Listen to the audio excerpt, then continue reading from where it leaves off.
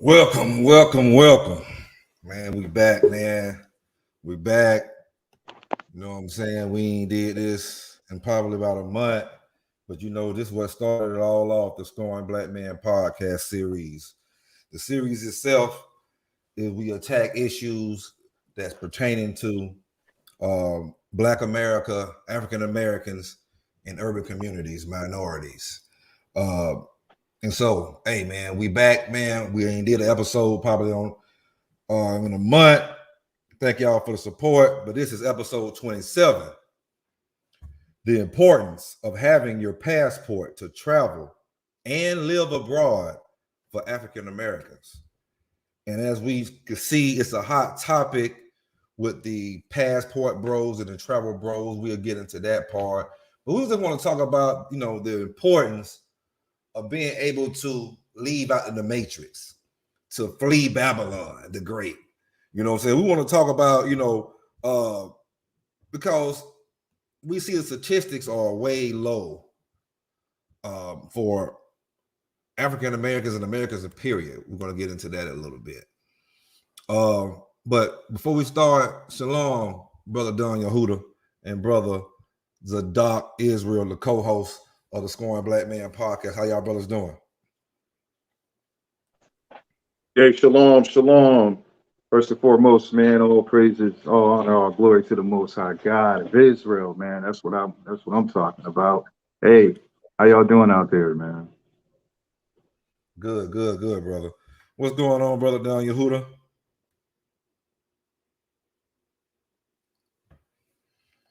He must be doing something right now. Brother Don Yehuda, you on mute.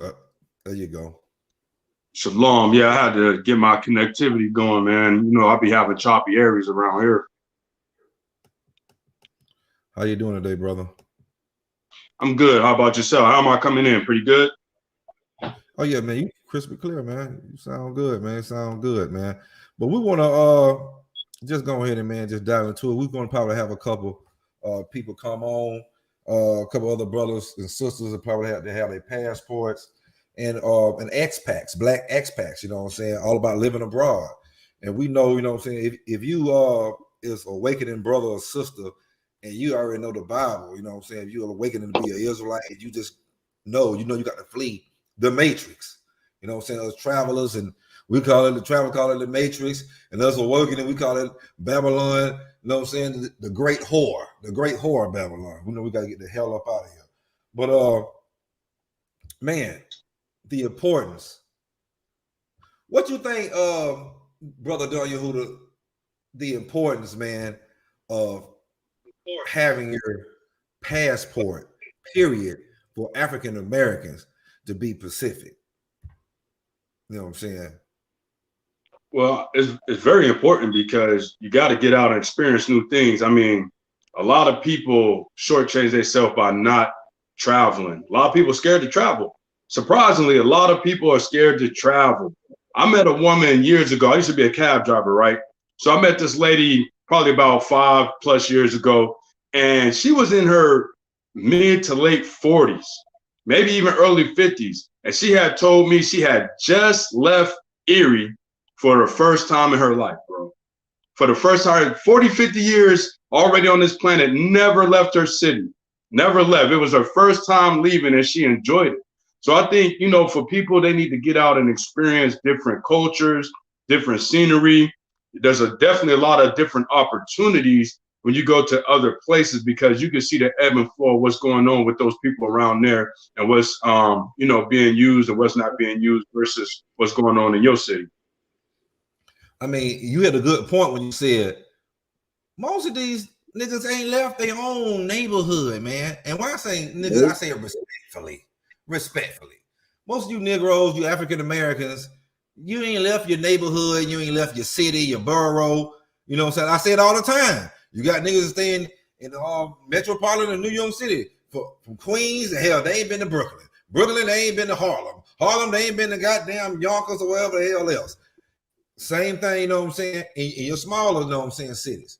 You know, they may go around their little town, but they don't go to the next town. They don't go to the next states. You know, better yet, travel out the country. So it's a fear that's put in Negroes. But I got a quick statistic. Actually, 60% of Americans, period, don't even have their damn passports. Now think about this right here. All them other countries, especially over in the eastern part of the world, then everybody in the family got a passport because they have to be able to travel from border to border. You know what I'm saying? Like United States, we just kind of over here secluded. United States, Canada, Mexico, Central America, right. You know, those countries, and then South America with those countries. You know what I'm saying? But everybody from on the eastern part of the world, from Africa, the continent of Africa to the continent of Europe, Asia, they all have their passports. You know, from the little kids on down to the, you know what I'm saying, on up to the adults. But America has people afraid to leave out the matrix. So if it's 60% of Americans don't have their passport, think about it what it is with African Americans. You know what I'm saying? Right. Man, listen. I have a statistic, man. Only 500,000 Black American men have their passports in the whole United States. Got mine right here, buddy. Brother got that brother got his passport. All praises to the Most High. And he sips his wine on that one, man. Hey, man. Hey, man, you know what I'm saying? Got mine right in the West now. I get it in a little bit. You know what I'm saying? Get them stamps, brothers. Get them stamps, sisters. You know what I'm saying? You don't have, I mean, just expand your mind, man. Just want to go see other places and experience the culture. We go through so much hell here. You know you got to leave this motherfucker eventually. The bombs is coming, baby. Whether or not you believe it or not, they coming. And it's prophecy and everything. Right. You know what I'm saying? Y'all tune into the Scoring Black Man podcast and also tune in to Fire Talk Radio by Brother Don Yehuda and the brother Zadok Israel. Zadok Israel, what's your radio podcast called? Well, I'm getting this. Yeah, I'm getting it started, man. Y'all be patient with me out there, man. You know, I'm trying to work through the spirit on that thing first and foremost. And it's called Let's Talk Knowledge and Wisdom Radio, LTKW Radio, brother. So I'm working on it, man. You know, just working on some content. So y'all be patient, but I'm gonna bring the heat though. Yeah, hey, ain't it currently under your name though, Sadok Israel, right now? Yeah, it's under Sadok Israel right now. I just made it simple, but like I said, I'm working on content. I'm gonna be changing that name real soon, and you know, with the help of some other brothers, man, you know, I'm gonna get this thing popping. Yeah, the sister Hazel said she had her passport for 30 years. You know what I mean? And it's important, you know, expand your mind. Expand your mind, brother Zadok, man. What you think, man? Like, you know, like the importance, because you have yours, brother Zadok. Actually, no, I'm working on that thing right now because, like, I drive truck and I'm trying to expand with that thing as far as being able to drive, you know, in other countries. So I'm working on that currently. I'm gonna have it soon. Have you ever been out the country before? No, sir, I have not. I have not traveled outside. Well, if you consider Canada another, so, I mean, that's about it, man. I went kind of deep in another country. Yeah, I've been in another country. Yeah, so yeah.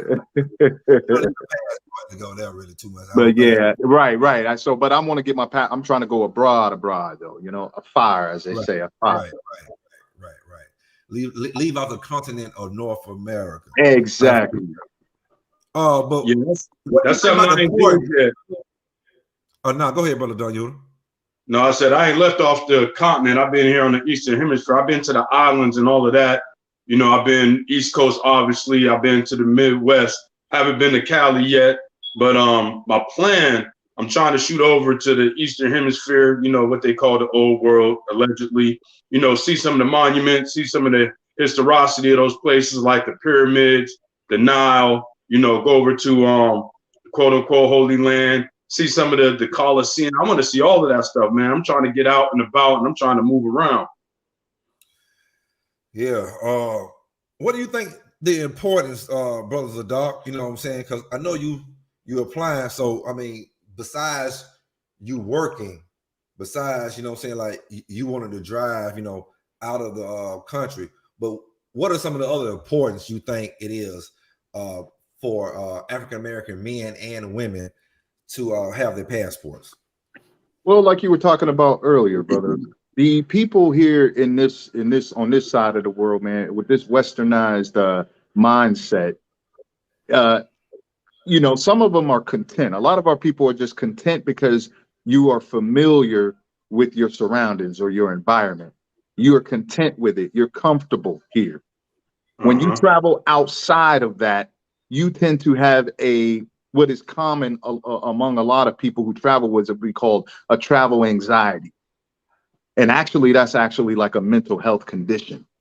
That's why we stay where we are. Some of us in the zip codes or ain't left the block and things of that nature. And with that, I'm including myself because I had travel anxiety.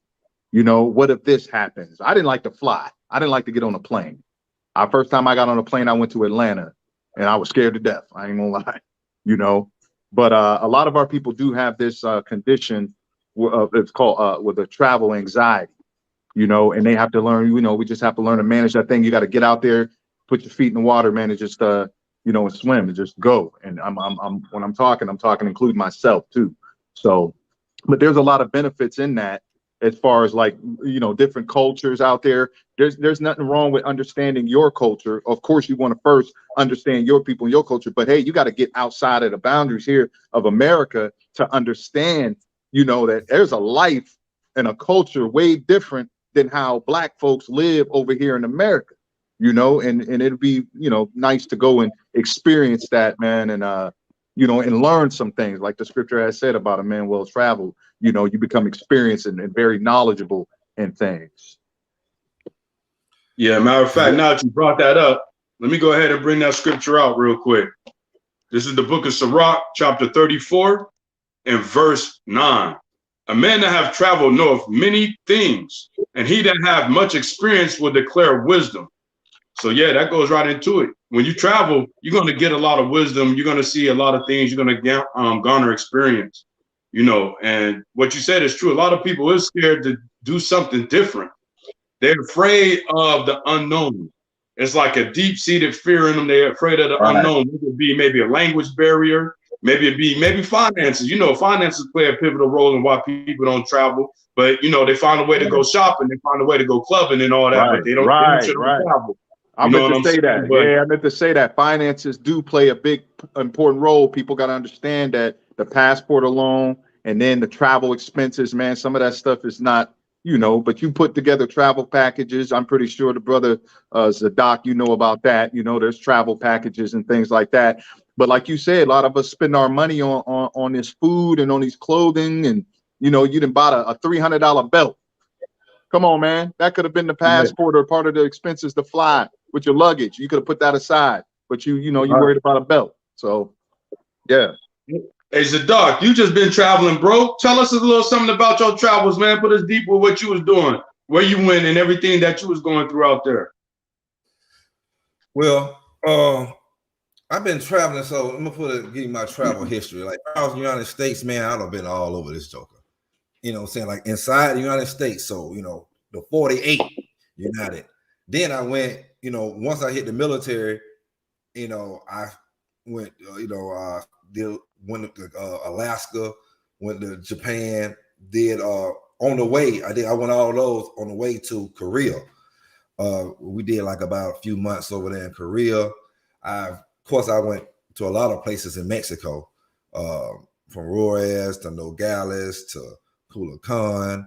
I plan on going to Tulum and Playa del Carmen, since, you know, I've started doing this little traveling vlogging thing or whatever, and just came back from the Dominican Republic, you know, the Sosua, Puerto Plata, Dominican Republic area.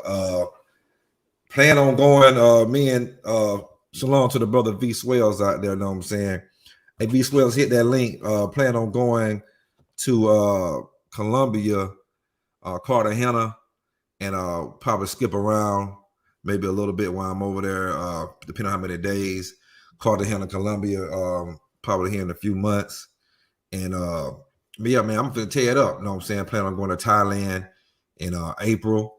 and you know, I'm gonna be doing my thing, man. You know what I'm saying? Really myself, I plan on becoming an expat, a black expat, as soon as I get my son finished school here. This is last year. So that's what I plan on doing.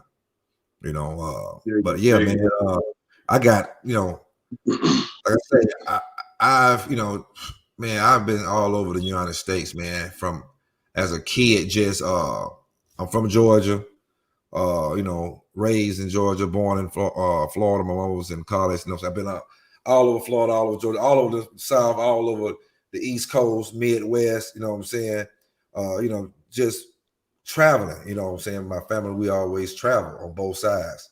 You know, my mom, my daddy, they were some of the best drivers.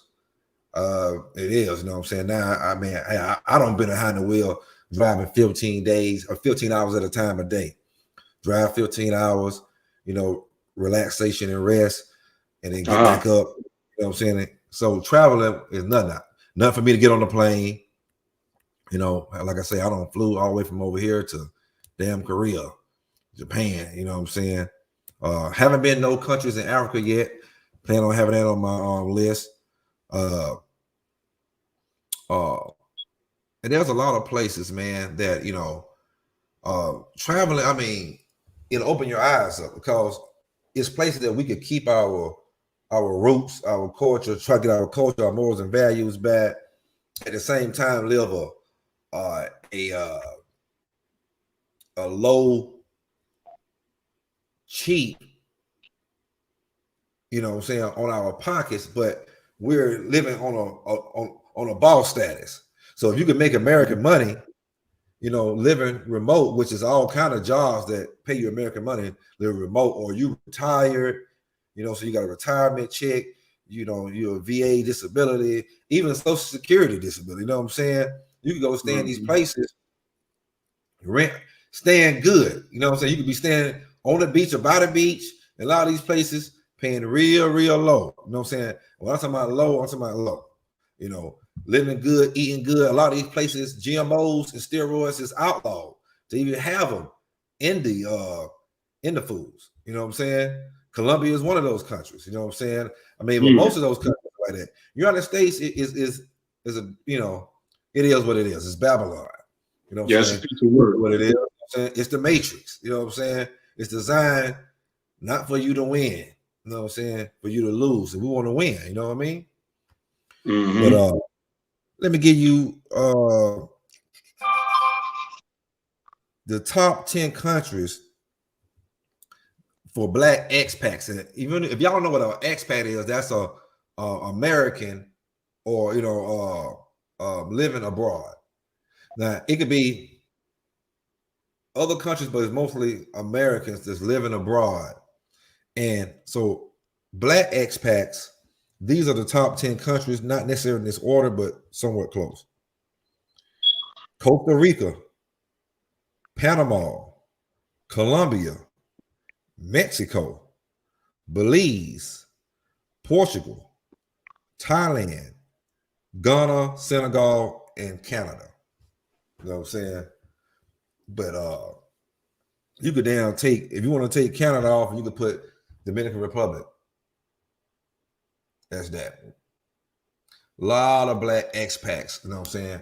Black men and black women, you know, that are just moving and staying abroad, period. And we know why, man, you know, especially for black men, and it's a hate going on black men that are traveling, passport bros, travel bros. You know what I'm saying? Hey man, I'm a part of that hashtag. I ain't gonna lie. You know what I'm saying? You getting treated a certain way here by the system. You know what I'm saying?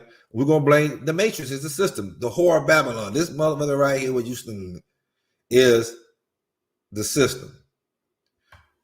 Now, the system is what it is, you know, but we're gonna make it do what it do, you know what I'm saying, as black men.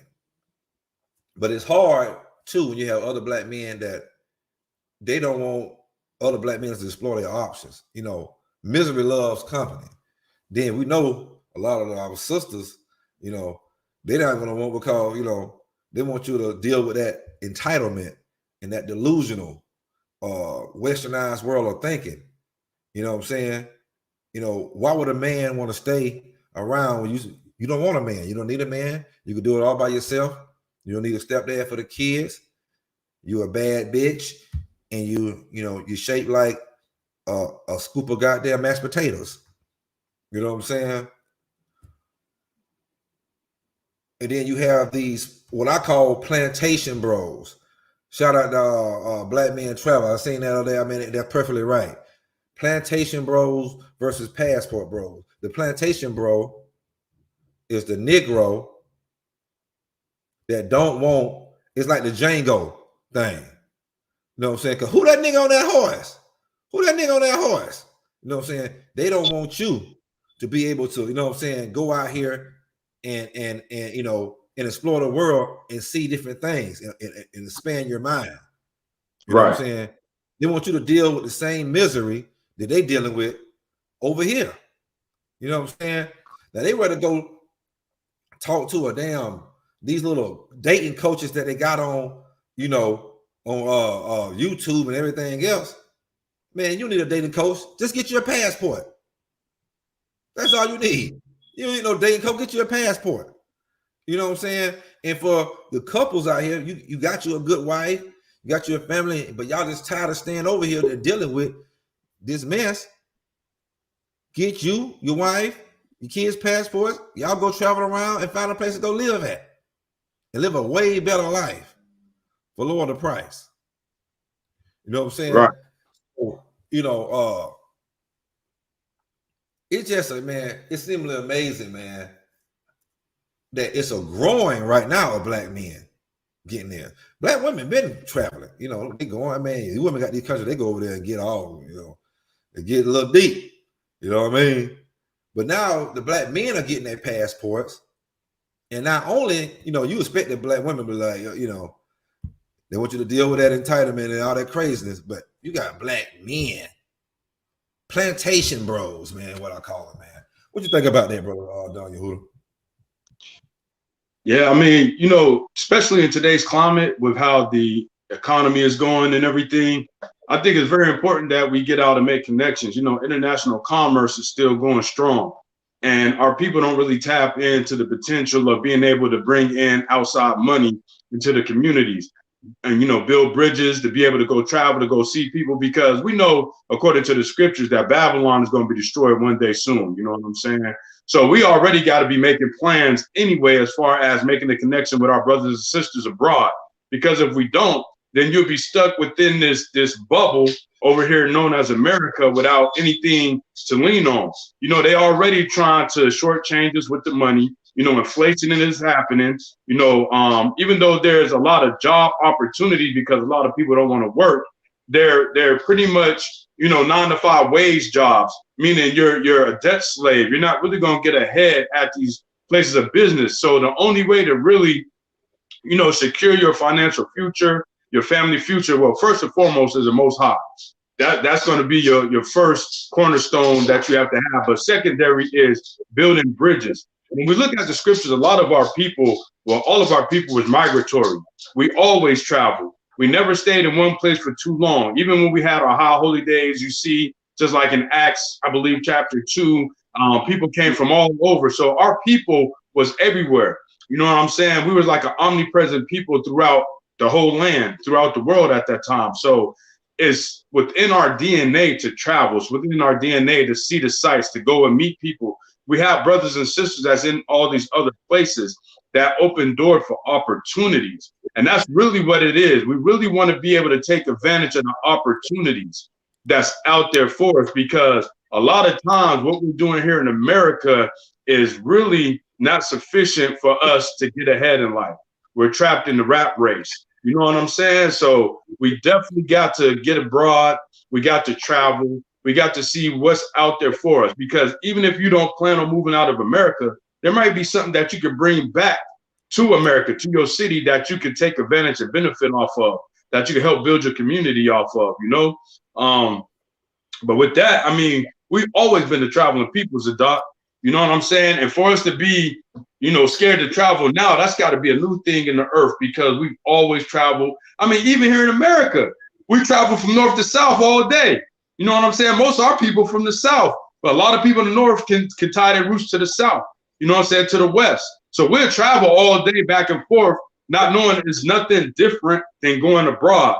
The only difference is a language barrier, but in a lot of these places, because America has taken over the world, English is like first or secondary language in a lot of these places. So you'll be able to navigate in a lot of these areas still, even if you don't know the native tongue over there. English and Spanish.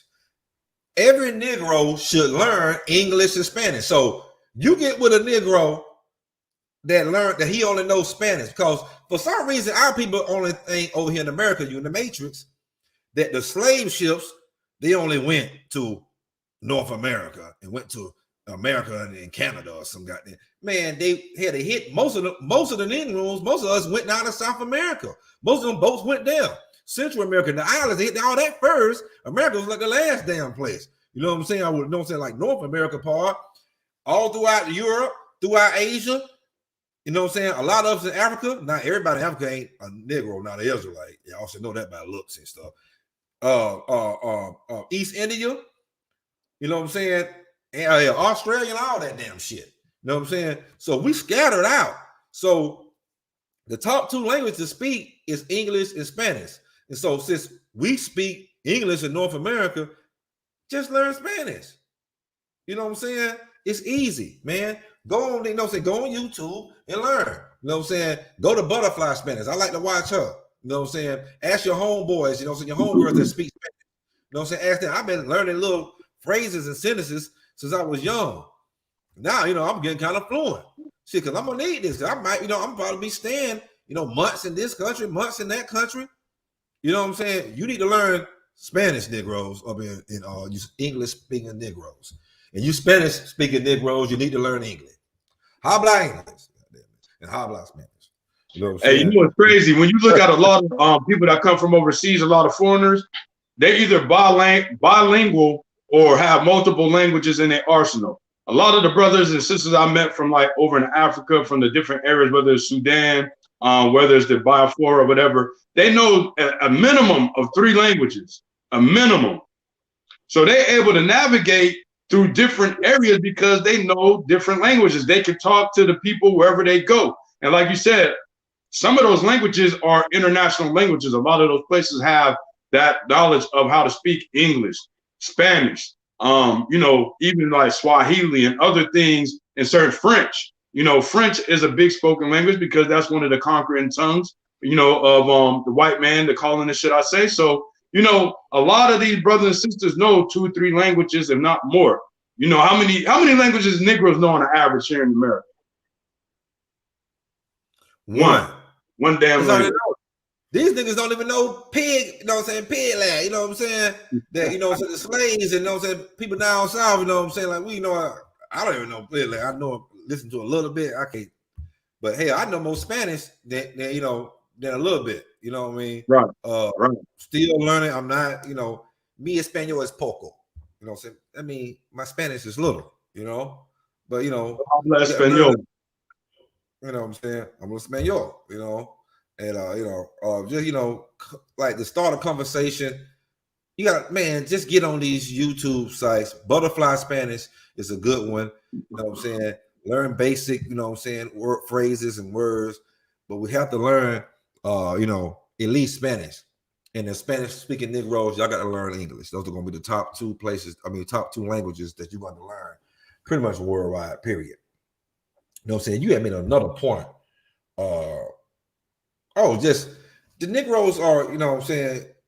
I think America, it's only, man, 60% of Americans don't have their passport. So only 40% have it. So imagine how many African Americans have it. Then imagine how many African American men have it. You know what I'm saying? Not much at all. Not much at all. You know what I'm saying? Shalom to the good brother V Swells. Oh man. V Swells traveler, man. Y'all go subscribe. Hold on, man. Let me build you up, V Swell. Come on, let me build you up, man. Hey, this is B Smells, man, the traveler. Y'all please go subscribe to this brother. He just hit over 1,000. Congratulations to the brother. He on his way to do big things. When I first started watching a lot of traveling videos, you know, I would see the big time people, you know, Checking Effect, shout out, Bubba World TV, Philly Dome, and you know, all of them. And you know, I seen the upcoming brother, you know, saying in the streets with Keys, Backpack Valve. But then I see this brother. I said, man, he always over in Colombia. I see him in the DR, okay, too. And man, he would have some funny commentators, man. You know what I'm saying? You know how I get down, man. You know what I'm saying? Potty mouth. Appreciate good fella. So, man, he's a really good fella. Him and the brother in the streets with Keys, you know what I'm saying? They gave me a lot of advice on traveling, videotaping, you know what I'm saying, kind of little apps I could use and all kind of stuff, man. You know what I'm saying? These are really good fellas. They, you know, shouted me out, man. Showed nothing but love. V Swells, man. Welcome on the Scoring Black Man podcast, man. This is an episode, man. It's strictly for you, man. How you doing today? Appreciate you, man. Thank you for the intro, man. That was nice, man. That was good. Yeah, man. V Swells, the traveler. V Swells, yeah, welcome to the platform, bro. I appreciate you for having me. Salute to you. What's happening? Salute, brother. Salute, good fella, man. Hey, man, I gave you all that advice for free too, man. You better write me a check or something. What's going on? Respectfully. Oh, I was gonna turn my camera on, but I'd be smoking, I'd be drinking. I don't want to, you know what I mean? Yeah. Nah, you good though. V Swells, man, how long have you had your passport and been traveling, man? And well, first answer that question. How many countries have you been to? Man, I had my passport for 8 years, man. It's almost time to get a new one. I ain't gonna hold you. So I've been traveling for 8 years. This chick that I used to deal with, this Puerto Rican chick, said, yo, let's go to Dominican Republic one day.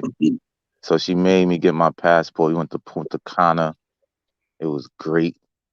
And then I think I've been to about 7 or 8 countries at this point. But back then I wasn't filming nothing. I was just experiencing everything with my eyes. You know what I mean? I wish I was recording at that point because I have so much footage at this point, you know? Right. So you've been to Dominican Republic and Colombia. Yeah. But you've been to Mexico too, right? Like a couple cities in Mexico. Yeah, I've been to DR, Colombia, Dominican, Jamaica.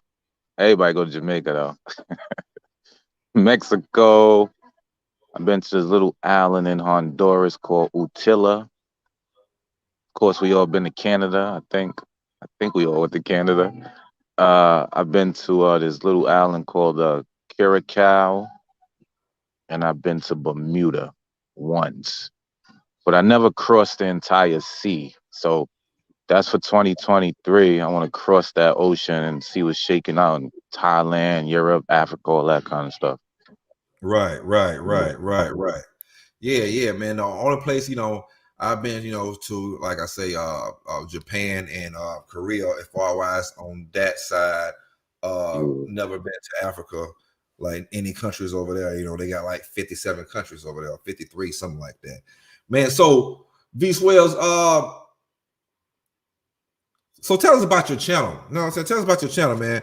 What can our people see from your channel, man? You know what I'm saying? You could just, you know, be V Swells, man. Be Swells, man. What, yeah, my fault, bro. Yo, repeat that question, son. Somebody was talking to me. My fault, bro. I apologize. What kind of people get from your channel, man? V Swells the Traveler, you know what I'm saying? What kind of content do you give out? You know what I'm saying? And just give it the V Swells way. Yeah, you know, on my channel, man, it's all love, mostly jokes, mostly comedy. I'm a real adventurous kind of guy, so I'm that guy on a jet ski standing up. I'm that guy on the scooter standing up. You wake me up in the morning, say, let's go parachuting. I'm with you. So mostly just real adventures, real comedy. you know, I speak a little Spanish, so you know the ladies on the channel, you know what I mean? And you know, I just want to show love and people reciprocated and it's all good. I do not give out information. I am not an information channel. Now, if you hit me up behind the scenes, I'll definitely give you some game. But on my channel, for the most part, it's just all about the sites. So that's all the information you truly need is like this is what you're gonna see when you get here and figure it out, you know, yourself because my experience may be substantially different from your experience if I give you information. You know what I mean? So yeah, it's just a cool laid back channel, man. Yeah, his V Swell channels, man. He you know he does some great funny commentating. Man, you know what I'm saying it's gonna be on a real level. He's gonna make you laugh. You know what I'm saying? And you know, as far wise as you know, Hilltop Traveling Everywhere, it's just gonna be, man. You're gonna see some raw, uncut, not nothing, you know, extraneous, but you know, just talk, just how you party out there or whatever. I give a lot of, I'm gonna give a room reviews, food reviews, you know, just real reviews all the way around the board type stuff and this kind of stuff, you know what I'm saying, just to show you just real people, you know what I'm saying, how we could just enjoy ourselves outside of America. You know what I'm saying? And how you probably tested this right here, V Swells. Most American black men and probably black women are more in a happier mood when they're on vacations. Like you don't see brothers and sisters really too much fight each other like that. It got to be on some people that probably stay there that's from America and they got some beef or whatever. But when you see people traveling over there like that, I mean, everybody is just more so in a happy mood. Fact though, yeah, for sure, for sure. For sure. Any questions for the brother Daniel? So, hey, V Swells, what's your next destination right now? Man, I'm going to DR one last final time. I mean, this is gonna be the final time. I'm never going back. Why? Hey, why is that? For one, I've been there like 8 times. For two, once you go to Cartagena or Colombia, you look at Dominican Republic a little shady. You like, because you know, there's more things to do. The females are prettier. But after that, probably do something with wifey, do West Indies, probably do like Trinidad or Tobago or something like that, Antigua, something like that. And then 2023, yeah, we hitting up Thailand, Brazil, and I'm gonna try to get to Africa, but I don't think so.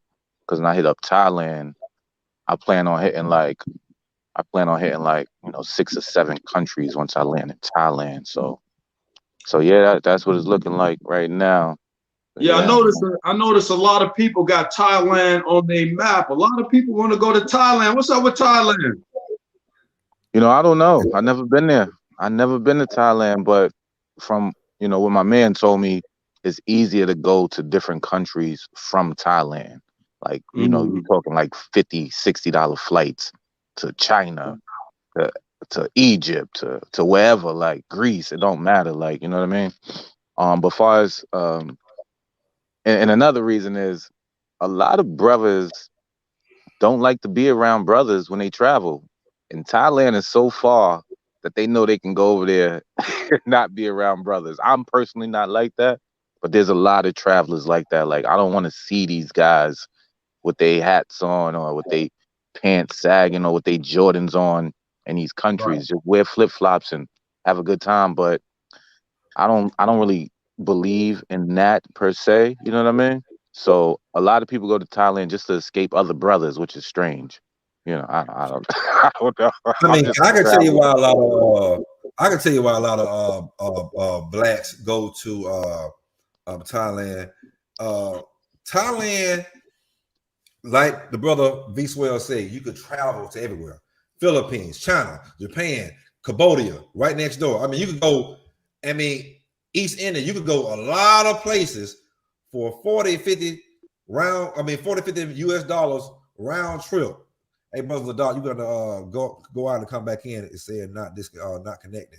But you could go to all these countries for like $40, $50 round trip. Plus, now remember in Thailand, like so when you stand in places like Dominican Republic or you visit in Colombia and all these other places, Brazil, it's something called gringo pricing. Oh man. So you're paying lower than you would pay with the States on some things. Not in food in the DR, not in soul sewer. I'll tell you that right now. That motherfucker got them about the same. That motherfucker the same, man. They're eating. I'm like, damn. But you know, other shit, motel rooms and other stuff, you know, cheaper. I mean, but when you go eat with the locals at, you go, yeah, obviously you're paying low. So you gotta Right. stop eating in the tourist area. But when you stay in these countries, especially these Spanish-speaking countries, you're paying gringo prices. Thailand, the president and the government got that straight out where they can't foreign price you. So you're paying the same thing that the locals are paying.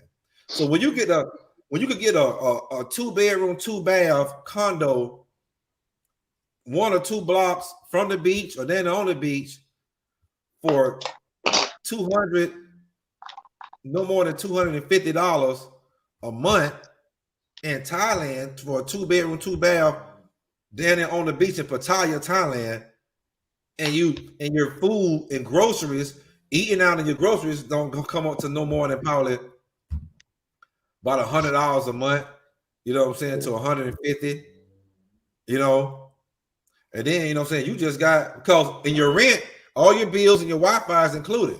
So all you got to do, you know, is all your party expenses. That ain't nothing. All that stuff is cheap. So Yeah. you can live, a person with a social security check over here, not a SSDI, no, I say a SSI, that's about $800 a month or whatever, a little bit over 800, I think, for them. They could go over there, get a 1-bedroom, 1-bath, down there on the beach for $200. Now, 1-bedroom, 1-bath, I mean, down there on the beach, so a little bit on exquisite. Pay another $100 to $150 for going out and eating groceries for the month. Manicures, pedicures, nails and shit. You coming out, you get all that for there about $12. I was like, man, it's ridiculous. Just watch Zoom to Thailand, brother Richie Mack. You know what I'm saying? From Shout out to Ricky Mack. Shout out to Richie Mack, man. From I'm gonna get you, sucker. I think he had a couple of little things in Hollywood, you know, video games and everything. You know what I'm saying? The brother got his hands on. Go watch. But you gotta be Thailand, careful though. Richie Mack. Go watch Chocolate Man in Thailand too. And there's a couple other brothers. You know what I'm saying? Man, listen, man. Richard Mack told me he paid $500. I asked him, I said, man, can I get a nice 2-bedroom, 2-bath condo on a beach, man, for like about $400 a month? He said, man, he paid what, $500 for, he got a 3-bedroom, 3-bath with a pool. Yeah, fact though. But look, man, you got to be careful out there. I know it may appear cheap, but as what they would call expats or gringos, you know, sometimes we behave holier than thou, right? So we get over there, we got our green money, and we feeling like kings, right? So it'll be easy to go through a bag. So my second trip to Sosua, bro, I think I spent like $2,000. I didn't really understand the currency. I was getting overcharged for everything, and it was just real ugly. So you got to be careful. Like, so you like, all right, I'm gonna go over here with my $800 Social Security check, and I'm gonna live good.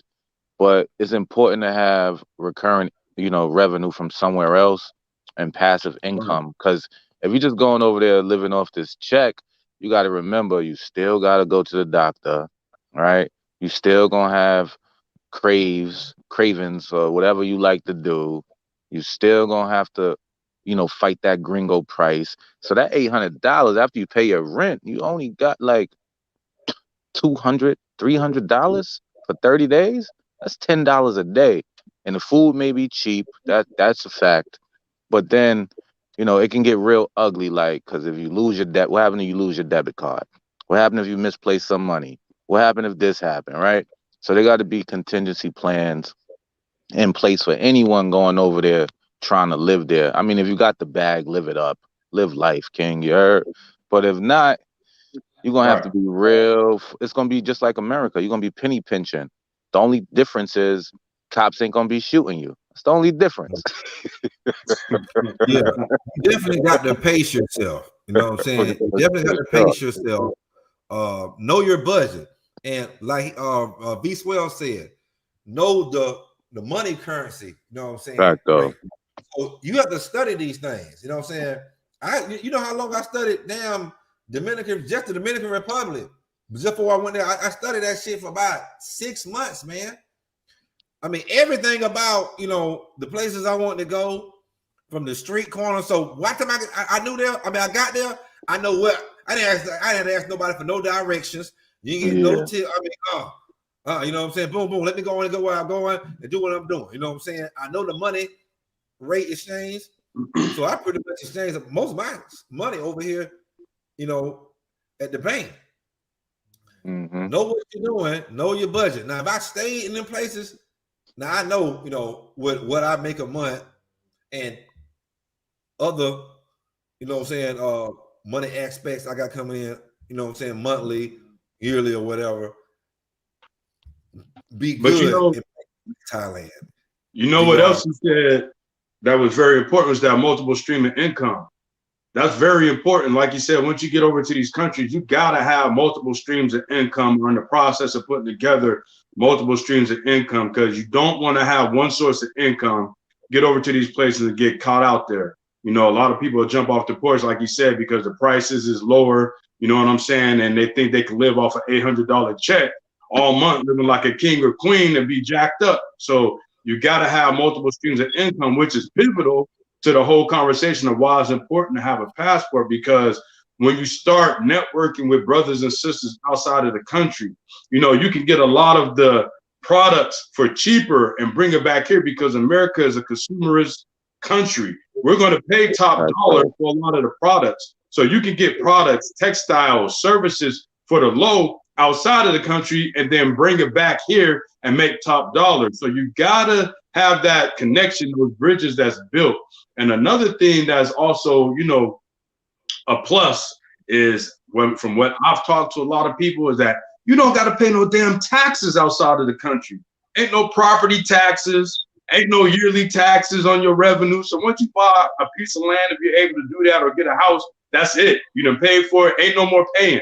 It's yours to own forever and ever. So, you know, these are little perks. Like you said, once you study, once you look at the area that you're interested in, you definitely got to study because safety is foremost the number one thing. And then after that, you know, the prices, the language, the culture, and so forth. But, you know, you got perks. You got perks out there, no costs, no taxes. So definitely look into these things.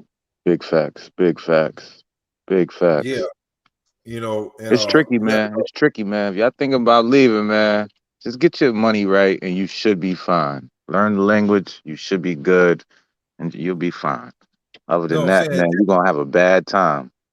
Man, tell them about, you know, that's about living abroad, but tell them about just vacation, you know what I'm saying? Because they got to get their feet wet, don't say V-Swell. They just can't jump out there off the porch. Man, I'm going to say, you know, man, you on the block, V-Swell, man. You can't just, man, I don't want to. I got all the keys, man. Look, man, I don't want to tell.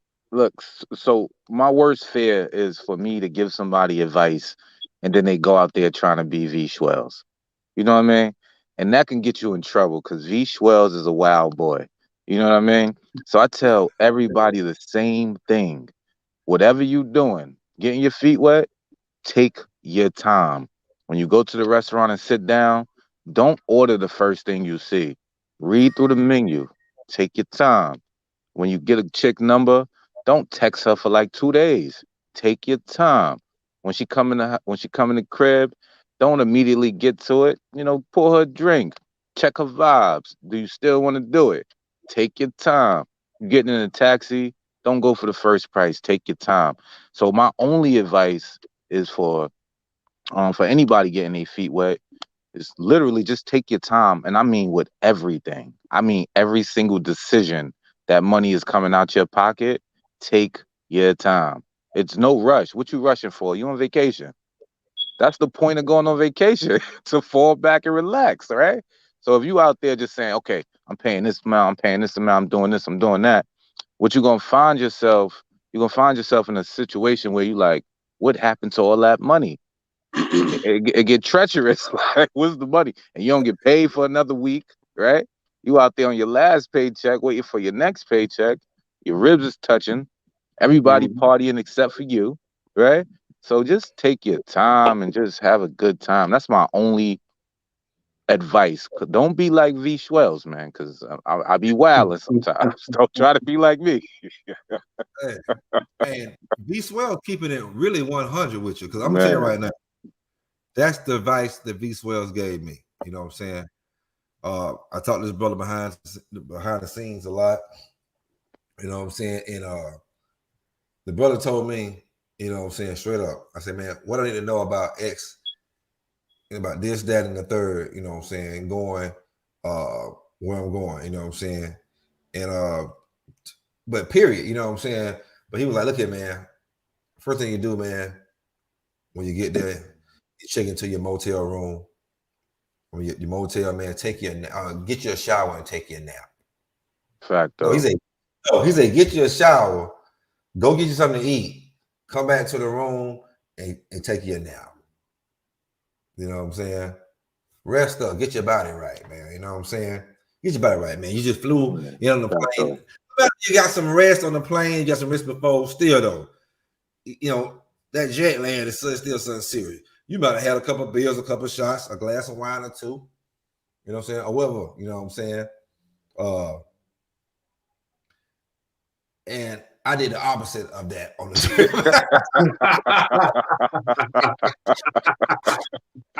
Oh man, not the opposite. Because I missed my first 24 hours of this last trip. I missed my first 24 hours. You know, maybe I was old, you know, niggas, you know what I'm saying, probably hating, you know what I'm saying. Missed my first 24 hours. Man. See, they don't listen, Don. That's why I don't be giving advice. They don't listen anyway. Don't listen at all. You know what I'm saying? He gave me advice on that too. You know what I'm saying? My fault, right? So I missed the first 24 hours.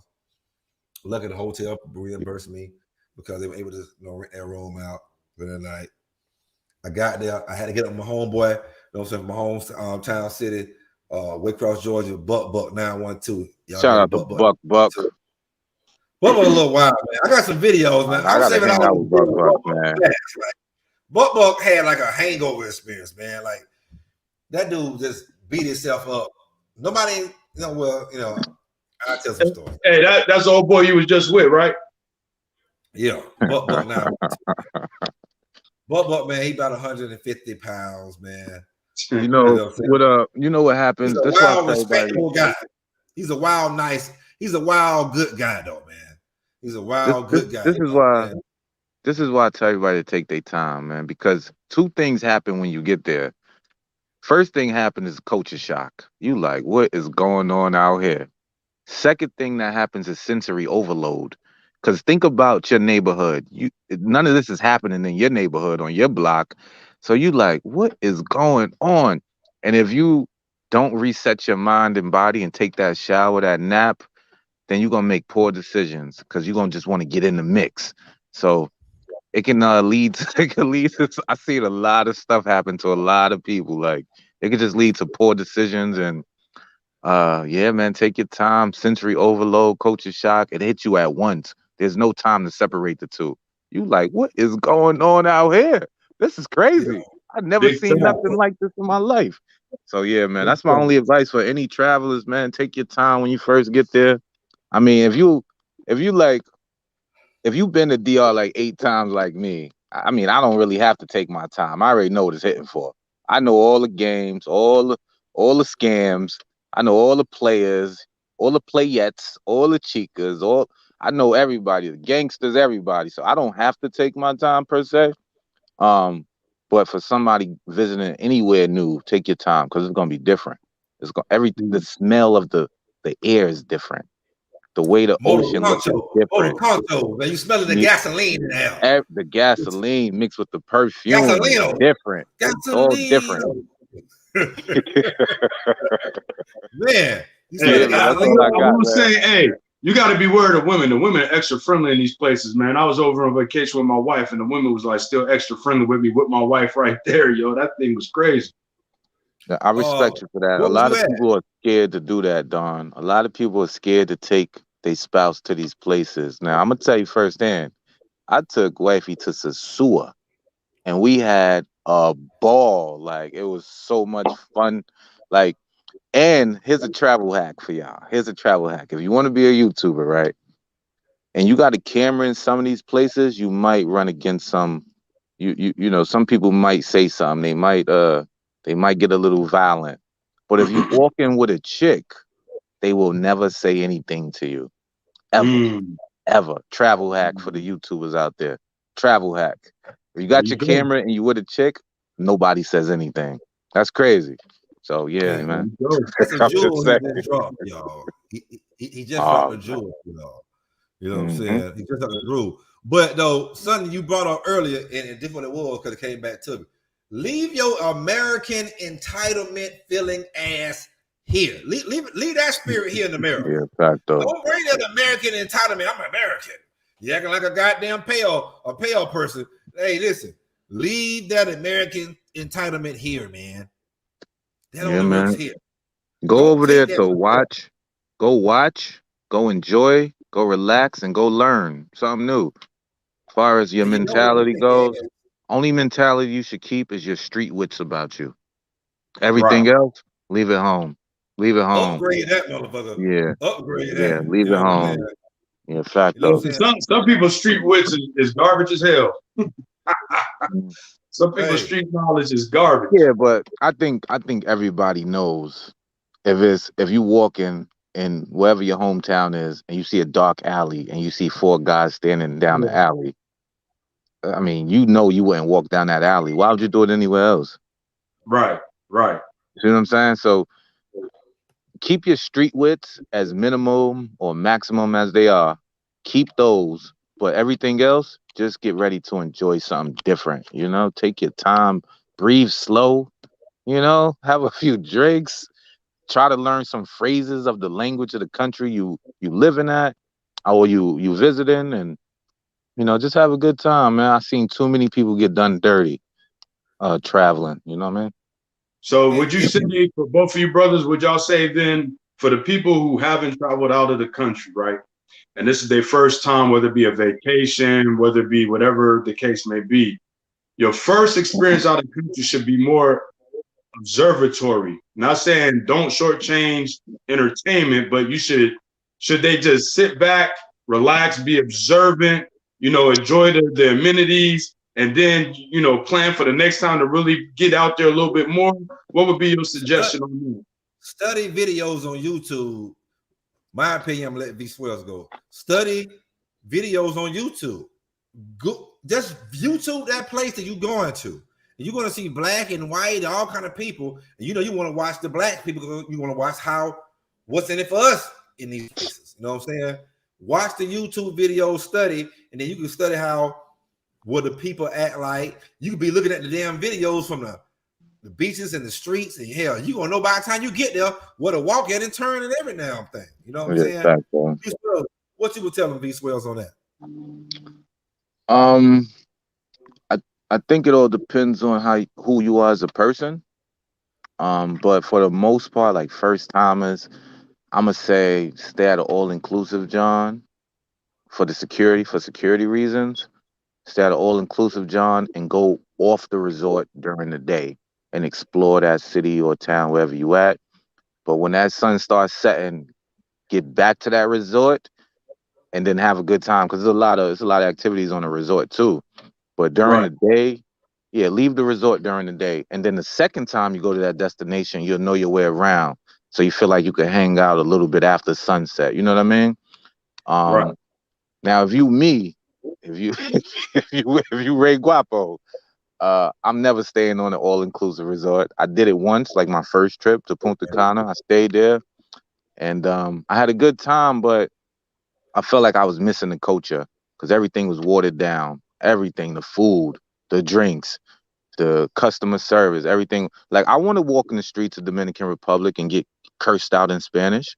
You know what I mean? I want somebody to try to scam me on a moto. Like I want to have all the experiences.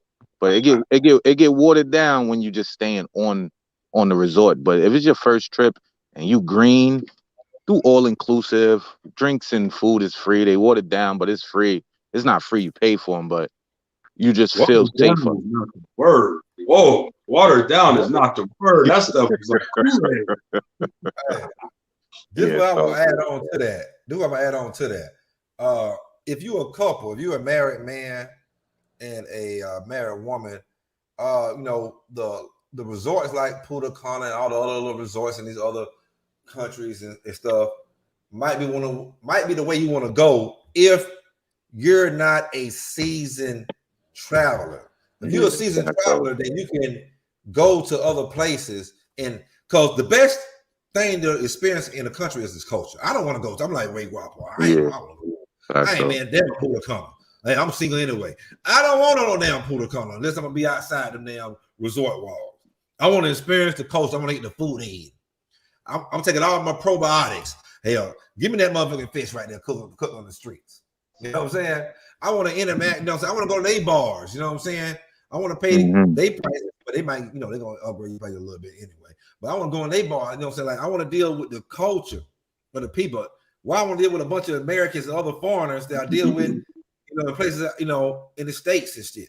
You know, if I want to deal with that kind of shit, I could go to Vegas, which I go there all the time anyway.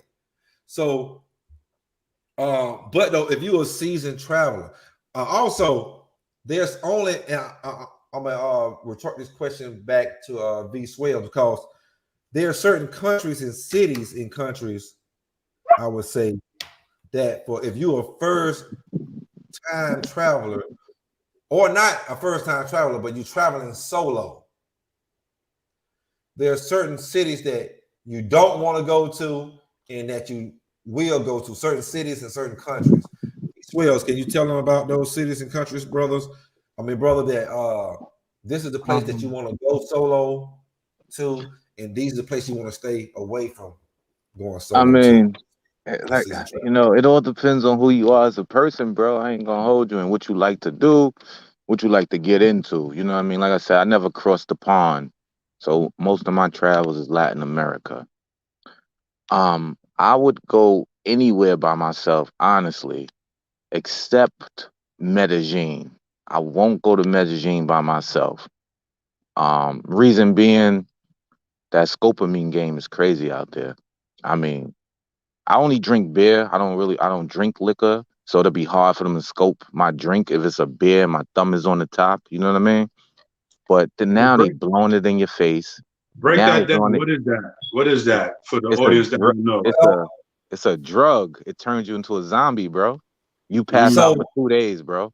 It's over. Let me give a little background on that, B Swell, so I'm gonna build you up a little bit. Man. CIA used to use this drug, and they call it the truth. If you Google it, YouTube, Google whatever, CIA, the truth drug, sonamine, right? So they can put this in your drink. They can put it on their breast and on their neck, and you baby, you know what I'm saying? They can blow it in your face. Exactly. Hey, you know what I'm saying? Now you like a zombie. Give me your wallet. Take me back to your room. In most cases, we got a lot of brothers, but they love Medellin. Medellin is a big city, man, and they love it because they get drugged, robbed, and keep going back. You know what I'm saying? They just love the city. You know what I'm saying? Yeah. Sometimes it knocks you out. Brothers wake up, be butt naked, run to the damn door. Security being like, hey, man, we got the girls down here, man. You know what I'm saying? Because, you know, they try to get out without their ID. They can't, hey, man, you know what I'm saying? The police still not here waiting on you.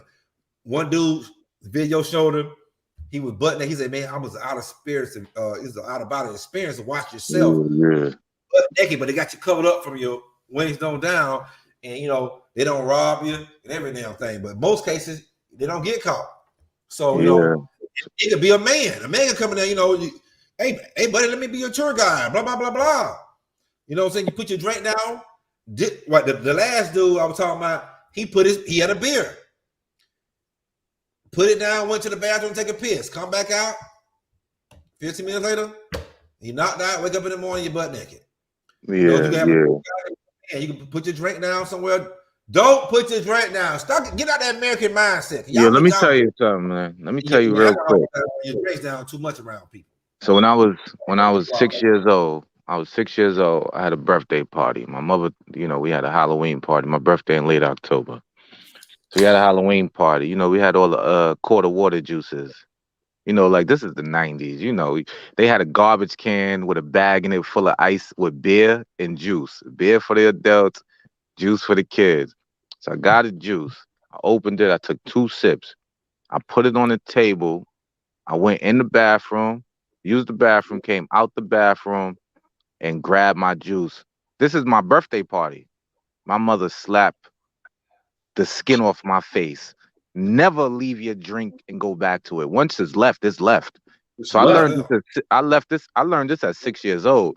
So I can't understand how grown men are putting their drinks down, walking away, and coming back to their drinks. Like, what?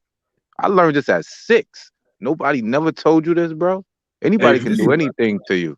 So Hey, V, this is why I say a lot of people's street knowledge is garbage, because just like that's common sense. A lot of people don't got common sense, you know what I'm saying? And they'll do that, they'll leave it there. You know how many people you see walking around jugged up because they got slipped a Mickey, acting crazy, walking down the street, talking to themselves, looking at the stars, talking to nothing that's there and all that because somebody slipped them a drink. I seen that too. I seen that too plenty times. Like the flyest guy in the hood, the biggest dealer in the hood went crazy smoking something after somebody, or somebody slipped them something. And you're like, damn, homie, he was the man, homie. What's going on with you, man? What's shaking with you, man? God damn, you never been right. What they put in it? Ajax? What's going on? Let that be a rule that everybody out there teaches your kids and anybody around you. Don't leave your drink. Don't leave your drink. Exactly. Once you leave it, I don't know, buy you another one if you're at a club. Do not buy another one. That drink. If you just bought a beer, you got the piss, you better kill it. A drink, kill it. Because once you leave that joker, man, don't give it to nobody. Hey, hold this drink for me. No. Nope. Somebody tell you like your mama or somebody you hold close dear. You know what I'm saying? Because they gonna know, because they ain't gonna want no harm come to you. But even when you in the club or bars, bars and grills or whatever, or you around a party or you whatever, a function, barbecue, you know what I'm saying? Have your thumb over the top of your beer. Have your have a napkin. I have like a little napkins. Put them on your drink. But listen, the best thing to do is drink shots. Because when you start drinking a mixed drink, you better hold it. Put a napkin over all the way to the straw part and sip. Yeah. My last few times in Colombia, son, I had my mask on. So I would lift the mask up, take a sip of the beer, put my thumb back on it, put my mask back down. Because like I was saying earlier, man, I wouldn't go to Medellin by myself, but I would go anywhere else by myself. It's just something about Medellin that rubs me the wrong way. Like that scopamine game is on another level, and it's like 1,000 people trying to scope you. You see what I'm saying? So it's like, yeah, man, it's ugly, man. And the rob game is deep. Like they jump off them on the coach show, like Keith was saying in one of his lives. When you go to Medellin, see, Medellin is different than Cartagena, but Medellin is a place you do want to go party for you. When you go to Medellin, it's different than Cartagena. Cartagena on the beach, more money. You know what I'm saying? The police is checking the women for, for scopamine. B Swell gonna tell you about his, about that in a second. He just came back from Cartagena about a few weeks ago. But Medellin, I watched videos of Medellin, Colombia, Cartagena, Colombia, Cali, Colombia, Bonaventura, Colombia, what else? Barranquilla, all the Colombian places. But Medellin, though, is the one place that you like, not a solo trip there. Yeah, you gotta have somebody watching your back. Good. I'm scared. I'm scared. You know what I'm saying? If you go by yourself, go and tap in with some Black Americans or some people there that you know and you trust. Other than that, right there, listen, man.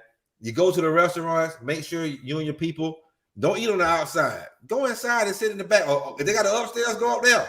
Because when the motherfuckers jump off the motorcoach, they can't rob a motherfucker that's inside all the way. They ain't going all the way inside. Nah. That's cap, bro. In Medellin, bro, they will run up in the restaurant. That's They different out there, so that's why I would never. I don't think I'm ever going to Medellin. I ain't even gonna hold you, son. Especially, No, man, I'm no, good man. No, because I know you who be, I you be am. as a traveler. You be I know as a who I traveler. am. Hell no, you going, bro. You going. They Hey, run up hey, on me. we should trip up, man. 3 of us should go down there one day. Yo, look, man, this travel game is spooky, man. You gotta, and this is why I say take your time, man. Because in Medellin, I done seen at least 500 robberies on YouTube. I mean, they run in the restaurant, but they not robbing the restaurant.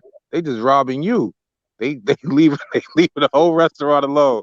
If you they want your phone, and I know who I am as a person. Like I might feel a certain type of way, so I would rather Right. just avoid that situation. Like, nah, I'm not even gonna be there. You know what I mean? So travel game I, spooky, man. Y'all gotta be careful, man. It's lit, but it's spooky. Dig he's it. not lying. But if for what he's saying, do you know it's probably more black Americans, especially black American men, that probably stay in Medellin. I really don't know why. Cartagena. I mean, I'm looking. I ain't never been in either one of them, but I'll study the videos on all these cities and countries. Cartagena is best by far. I mean, you're the beach. You know what I'm saying? More the rich people there. The police, like you say, you know, just tell your recent experience about Cartagena and the differences you think it is between Cartagena and Medellin, V Swells. I never been to Medellin, man. I think it's a little too dangerous for my vibes to be on vacation, honestly. So I'd rather just pass. I don't want to feel like I'm in Brooklyn on vacation, so I'm good on that. That's ugly. Like I'm good on that. Right. Cartagena is like Miami, but it's like 75 to 80% cheaper than Miami. But it's just like Miami. Like Mm. recent experience, man. I had a ball. It was crazy. And that was my third time to Cartagena. So far as like prices and all that, I know all the games at this point. Like I know all the games. I know all the scams. I know a lot of the Johns out there. And yeah, man, I had a great time. I was with my mans and we was like 4 deep. So that was kind Right. of cool. We would be with each other, and then sometimes we would be alone, but we would always just meet up somewhere. Like, yo, where you going? And just catch your man off guard, like catch him slipping. Like, where you Right. going? And then we back together again. And we did a lot of touristy stuff, jet skis, mopeds, city tours, stuff like that. So I would say I had a great time. Don't forget to do some touristy stuff. Remember, you are a tourist. So it's not all about sitting on the beach all day and then partying all night. Like go on a tour, go on a bus, go see some historic stuff. Because remember, Right. these are your eyes. Like only you can see life through your eyes. These are your memories, and and just do some touristy stuff. Have some fun. Whenever you're feeling a little woozy, just go take a nap. What do you got to prove? Nobody here know you. Another guy that look just like you coming on the plane tomorrow. So you don't gotta even impress upon people that you that guy. You don't gotta be fly. You don't gotta wear jewelry. Like I was there for And 5 days. I never even had my cell phone on me. You know what I mean? Like Keith, like, yo, where your cell phone at? Like that John in the room. I'm not even bringing my cell phone out the house. What do I need my cell phone for? You know what I mean? So, right. just have a good time, do some tourist stuff, keep your whatever wit you got, and just, have a good time. Yo, Keith, why you looking so serious? What's Man, new with you, man? I'm just getting up. I wanted to make sure I caught my man's show. Yeah, I just caught my man's show, so I'm just That's getting cap. up. I just text Keith and said, hop on Scoring, John. Hey man, let me Yeah, this fella up here, I man. didn't even see that Man, let me text. build him up. That text was probably 30 minutes old or better, I'm sure. Man, I got to build him up before you really start getting into it, man. This is another famous YouTube traveler. I'm gonna call both of them famous. You know what I'm saying? You got V Swells. Y'all done heard V Swells, you know what I'm saying? But this is In the Streets with Keith, man. Another good brother, man. He hits me up behind the scenes. I chop it up with him. He gives me advice on videotape. He said, hey, man, throw that damn 1080p phone away, man. And goddamn, get you something with some 4K or something, man. YouTube about to be 8K. God damn. I said, okay, Oh brother. Okay. man, not the 8K. He gave me advice, on the DR in Colombia. Keith, man, listen, man, the man done been in so many countries. I guarantee you he done been in more countries than all of us combined that's on this panel and probably watching, you know, in the what's name. But without further ado, In the Streets with Keith, go subscribe to his channel. He has great content. He got information, excursions, just the culture of these places. He show you how to travel, the cheapest ways. Man, he's really informational. You know what I'm saying? Like V Swell say he's not informational. I'm a little more information than V Swells, but Keith is just very informational, man. He does lives all the time. You know what I'm saying? Check him out. You know what I'm saying? Without further ado, In the Streets with Keith. Keith, man, please tell us a little about yourself, brother. And you know, tell us a little bit about yourself. My man got the best intros on YouTube. He won the award, man. Yeah, for sure. Facts. I wouldn't say famous yet, but we working our way to it. I'm In the Streets with Keith. My name is Keith, and my channel is basically just about learning how to travel and making it easy for people to understand where to go, what to do. I started my channel originally because so many times that I would look something up, and like you would just see the person and they would be wherever they are, and they didn't really give you any context about how to get there. So I wanted to make it like easy, like within like a 3-minute video for you to be able to click on it and you understand how much it costs, where to go, where I'm at. It's fun, it's lit, whatever it is. And I just wanted to do that in an easy way. So that's pretty much what my channel was about. I started off small because I know that a lot of people won't go as far as I've been, but we're working our way up to further and further countries. So that's what we're doing. Back though. So how many countries have you been to? So as of right now, I've been to 64 countries, 217 cities. So just count them little by little. Some of them I spent, a day or two. Some of them I spent a couple hours, but it's just important. I tell people all the time, like if you got a layover, use it. If you can make your flight longer and it'll allow you to stop at a place, do that. Don't be afraid of layovers, man, because a lot of times they're cheaper and you get a chance to explore. Just get everything ready, get all your information ready, and do that. Like I said, if you're going to do it the way I do it, make sure you just do your research. That's one of the best ways. I tell the story all the time that the first time I went to Thailand, we had a big plan to go see the Great Wall of China. And when we got off the plane, we didn't realize the temperature difference between China and Thailand. Thailand was 98 degrees. China was like in the 20s or 30s and snowing. So we messed that up. So we couldn't do it the first time. So things like that, just moving around a lot. So, Keith, we were just talking earlier, and you've been to Thailand. So everybody haven't even went to travel out the country really yet. They hear these great things about Thailand and what makes Thailand so good of a place to travel. Because me and V Swells kind of brought up the whole concept that you could travel to different countries from there. But what all makes Thailand itself, that whole trip, better than any other country? Because I'm hearing this, you know what I'm saying? Now, maybe you want to answer what's your favorite country to visit before you answer that question. And then, okay, so 2-part question. My favorite countries to visit, it depends on what I'm getting into. Last trip I was with V Swells, we went to Cartagena. That was a super fun trip. I've had trips that are more relaxing. Like one of my favorite places to go is definitely Iceland, because it's just quiet, it's cool, but I'm going there for a different reason than I would be going to someplace like Cartagena or Thailand. Yes, I've been to the motherland, Africa, but Thailand is so great. Let me just answer that one first. Thailand is so great because the people are really, really cool and you feel really safe. And I think that people don't really understand how unsafe they actually feel in a big city, but Thailand is different. And when you're in Thailand, people are so like, they have like a very like acceptable culture where like you're walking down the street and everybody who says hi to you, they bow to you. It's different. It's a different environment. It's a lot of respect and a lot of like chilling. It's clean. It's just technologically advanced. It's just different, and the women are beautiful. So yeah, I'm being honest. Yeah, I think that's cool.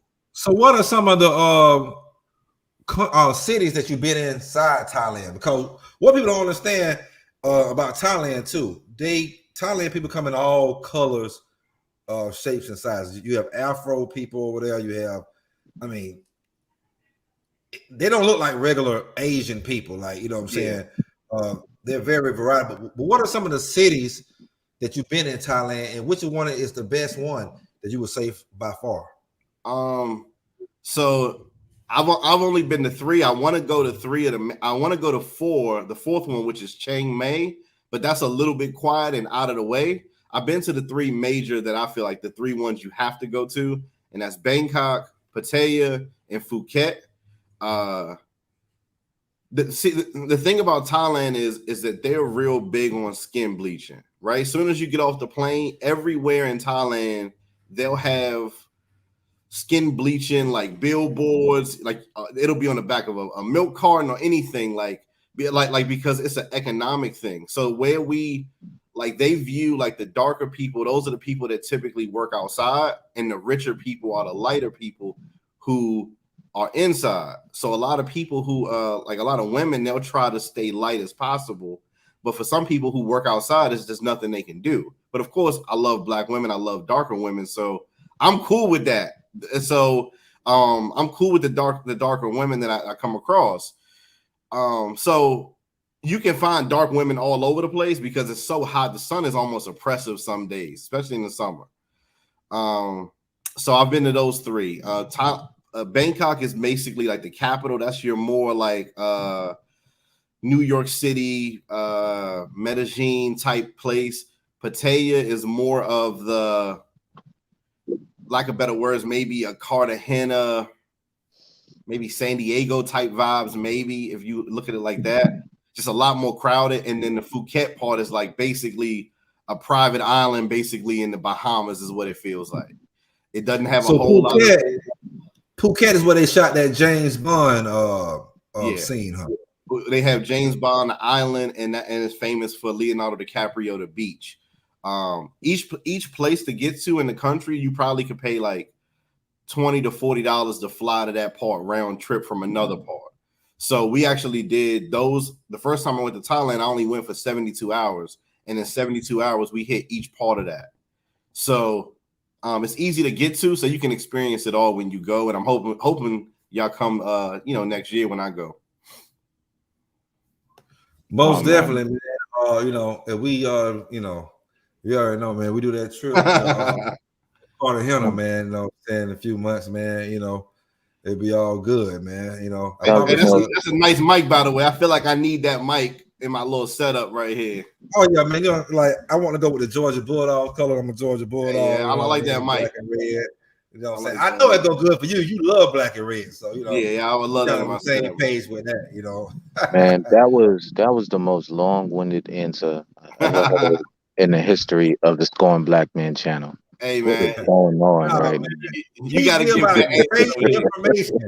He give out great information now, so he gonna give it detail. That's what I like about watching by Keith's channel. When I first started watching, after I first started watching, like travel videos, I ran across Keith's "Don't Fall in Love in Sosur, Dominican Republic" video. Oh man, play that, John. Classic, man. He got so detailed. He was so detailed, I say, man, all right, this brother here. And Keith has very great editing. Like his editing, is bar none. You know what I'm saying? It's up there with the top people. You know what I'm saying? I mean, like, Zoom to Thailand, which is OG Richard Mack, all of them, they have great editing. This brother got, you know what I'm saying? So I think I watched a couple of his live. He went live the first time. I got on there. Keith's like, hey man, you got my live kicked off. Respectfully. Yeah, he was the first man. He said it respectfully. That's my live. I said, Keith, what did I say, man? I still don't remember what I said, but you know me. Yeah, YouTube is real sensitive. I'm telling you, especially once you get to the monetization game, they are very sensitive. And you notice because when you get on YouTube, you click the bottom button that say transcript.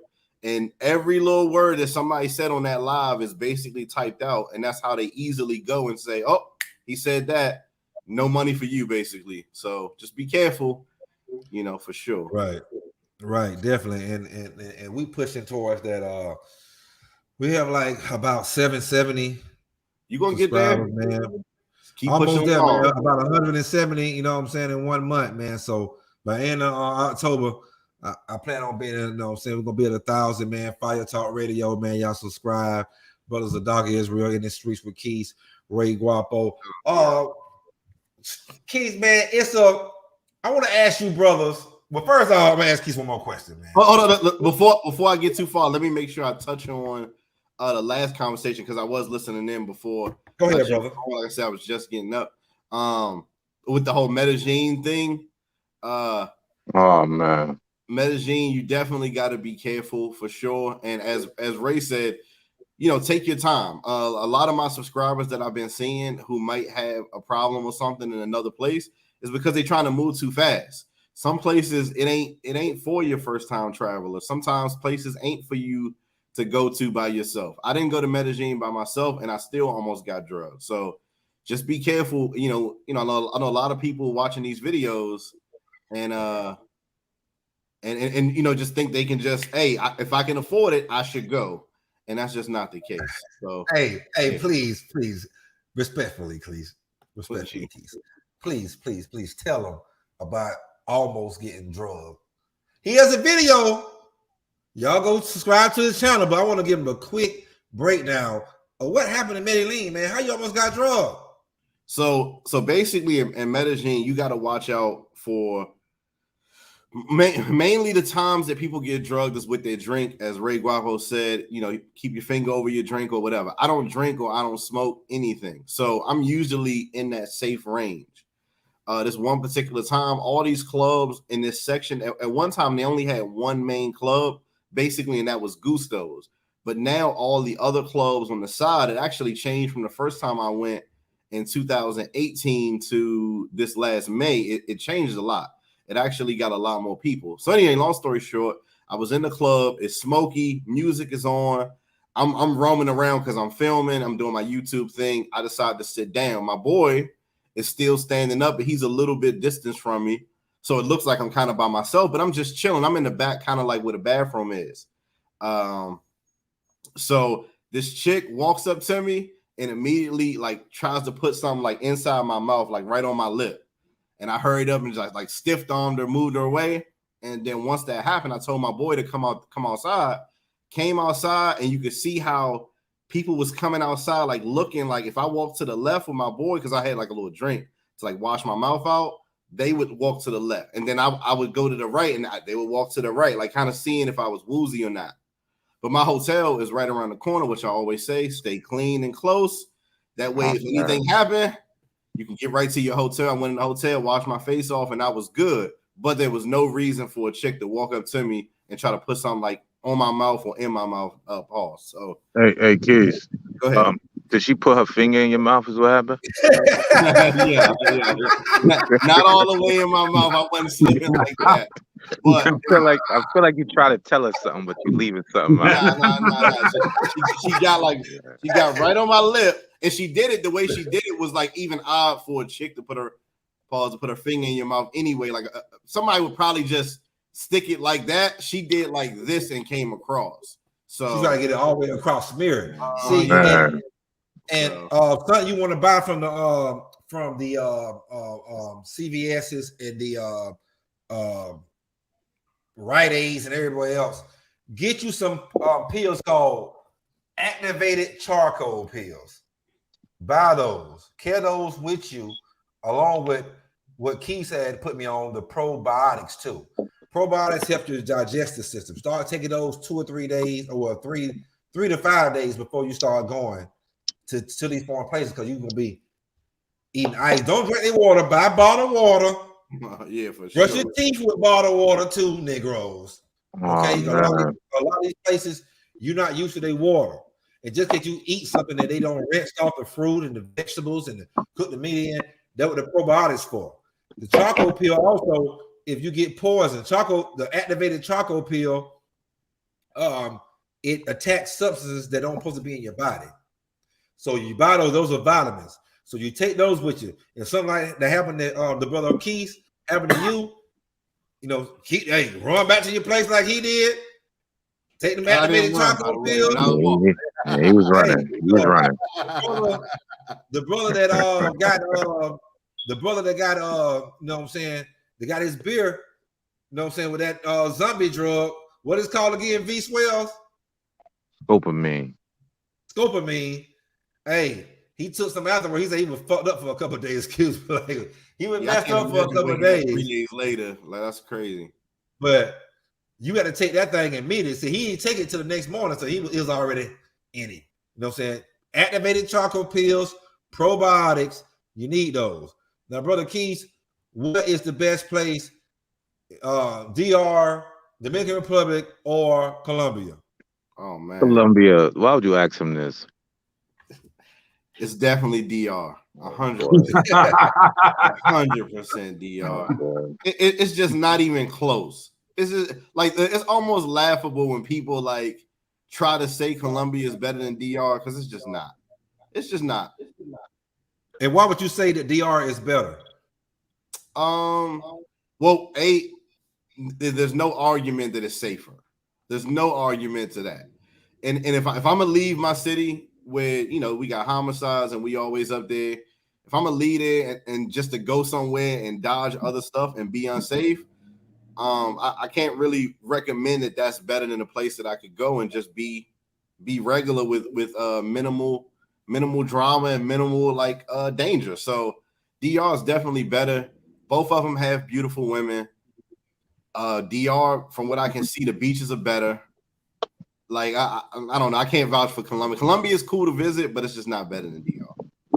You know, Sister Hazel, she want to know why would, you know, we want to go to places like that. I think she's talking about like Medellin or whatever.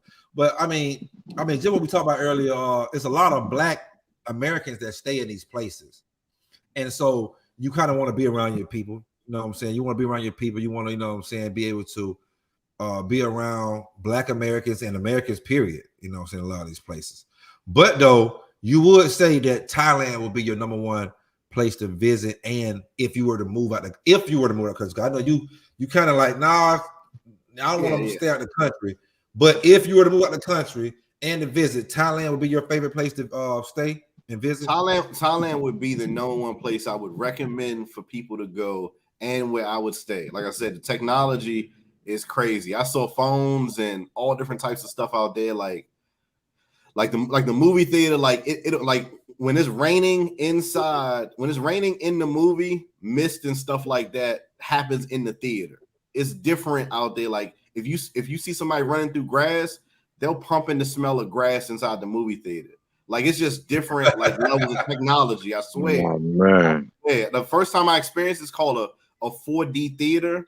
We have one here, but it's not the same as that one. That one, like I said, they have like some type of smell machine. Like I said, if you see somebody holding a cotton candy in the movie, the smell of cotton candy will all of a sudden be in the movie theater. It's crazy. So the women are like I said, are beautiful.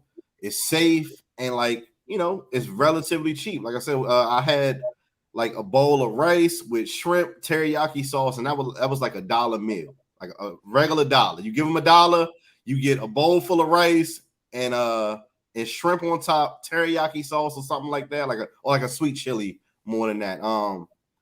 And like I said, the meals are cheap. Everything's cheap out there. It's just a good experience. And the women, if guys are into the women out there, they're really looking for husbands. So it's different than just trying to get over on you for the night or something like that. They're really trying to find husbands because a lot of Asian men are timid. If you look up like places like Tokyo, the men are like only in the video games and disinterested in the women. So you have a big opportunity in Asia to find something that really wants to be with you because they're men just like, I'm done with them. Hey, yo, Pete. Yeah, go ahead. Real quick, I got a question / statement.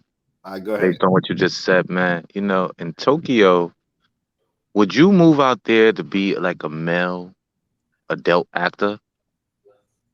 Would I move out there to be? Yeah, probably, I guess. Okay, great. I would too, because apparently there's a shortage. So for all you fellas out there who want to get some money, go see the world, there's a shortage of male adult actors in Tokyo. I just want all y'all to know this. These are facts. I don't know how you know that. Did they send that to I your don't LinkedIn or know how I know that neither. They sent that. They sent the alert on I'm just on saying, LinkedIn. man. Hey man, we looking for some people, man. Yeah, it's a shortage. So, get a work visa. Y'all have fun. This is the thing that people don't understand about South East Asia or Asia country, period.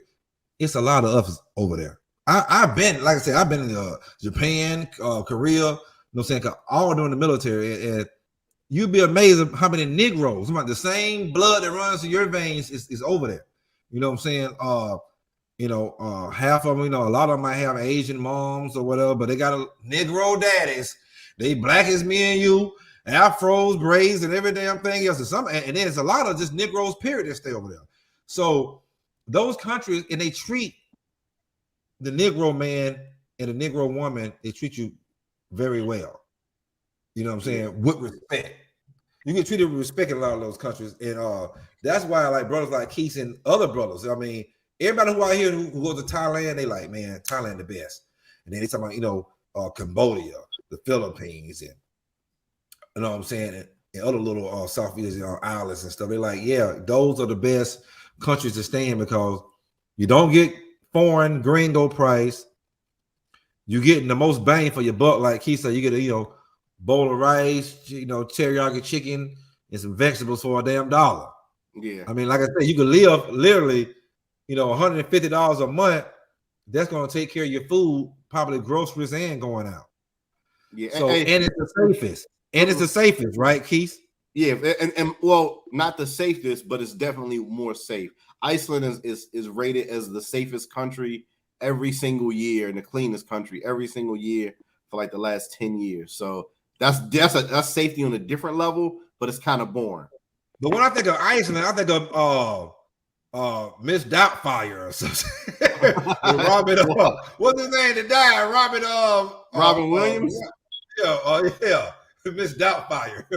Peter Robin Williams. I don't know why you think of Miss Doubt. Yo, you should think of green mountains, waterfalls, places that look like Game of Thrones because that's where it's filmed at. That and a couple other spots. But I want to say something to the chat real quick. My bad. I know your platform is a little bit different than mine.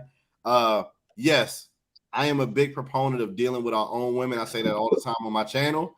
But I do believe that once people move outside of the country a lot, when you're in proximity of other women, it's only gonna be you're gonna have a natural attraction to something else.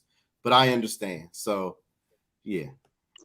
Hey, brother Keys, hey, what are the mixed African descent people in Japan called? Aren't those the Hafu or something to that effect? I'm gonna be honest. I'm not 100% educated on that. I can't tell you that. And from what I saw when I was in Japan was a lot of Nigerians were there, a lot of Africans were there, and it wasn't like I didn't really see a lot of like people that I thought were on the mixed scale. But I did see a lot of Africans there, especially downtown in the I think it's called Kabuki section. I think it was. So. But I didn't really encounter. I wasn't there a long time. I was only there about 30 hours, so I didn't get a chance to really sit down. I was really there to ride go-karts, do Mario Kart, and then see a couple tourist sites. And that's the problem when you travel real quick. You really can't get everything out of it, but at least you can go. So, yeah. Now, check this out. The sister Hazel want to know: have you been to any countries in Africa? She asked that earlier. I forgot to. Yeah. Absolutely. How many countries have you been to in Africa, and which ones have you been to? I would have to look because I jumped around to some of them really quickly, but Lagos, Nigeria was the main one that I wanted to see because Nigerians always are over here, and like I wanted to experience their country the same way over there. Tanzania, Zanzibar. I've been to Egypt. I've been to Oman. We stopped through Saudi Arabia real quick. It's a few more that I'm missing out right now, but those are the main ones that I really got to see. Accra, Kenya. I'm trying to keep up with the track too. That's what's up. So was there any kind of what did Oh, you know man. about? What's your experience about African countries? Like, because people have like a certain thing. Oh man, we go to African countries, man. This, you know what I'm saying? It's gonna be real poor, man. Shit, hell, the Dominican Republic a little bit better than African countries. These niggas like don't know a damn thing out here, Keith. Yeah, that's cap. That's cap. A little bit about African countries, man. And in my opinion, this is when I learned. This is my greatest. I don't know how to say it because I hate talking about it because it sucks. I just want everybody to go to Africa and really experience it. Africa is a big place. Each country in Africa is huge, right? Now, with my experience with moving around so quickly, what I quickly understood was that I am African American, and that's it. I'm gonna be honest, and I hate to say that because a lot of people they have a romanticism about Africa. But I'm gonna be honest, from my experience and other people that I talk to that have been like and are honest about it, like you're not the same. You're not African. Like I understand our lineage comes from there, but when you're there, you feel just as different as the Asian guy walking around. It's not like all this. Oh my God, you're my brother. It's not all that all around there. Let me tell you, and the way sometimes Africans treat you while you're here. If you've ever experienced that, it's 10 times different over there when they on their home turf. So just understand that before you go that it may not be all, Nas and Belly, I'm back to Africa, I'm back to the motherland. Oh man, not sincere. I just want to let people know that. That's all. Now, Keith, what you said was prophetic. And if you know anything about Israelites over here, the Hebrew Israelites, that we tell you that even over here in America, like you say, when you see a African that don't look nothing like you, you call them an African. You don't consider that person the same person you is. Absolutely. So why do people think that everybody in Africa is the same people? Even people in Africa know that they are different. You have the Bantu tribe, the Igbos, the Ashantis, the Zulu. Speak those are the same people that we are. Negroes, Shemitic, all those other people that they just have black skin, but they shape different, they smell different.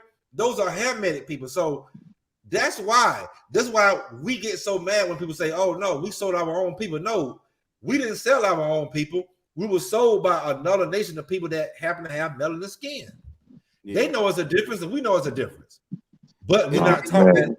Anytime somebody says that, I always say too, like even if we sold our own people at a certain point, like colonialism set up the factory to make sure that we did that, because at any point the person who is per se the kingpin or over top of the operation is mainly responsible. And when you get money, spices, and funds or whatever they was given as collateral or the threat of danger that made them continue to do it, then they're still kind of responsible for the slave trade. So right. And we know people are opportunists.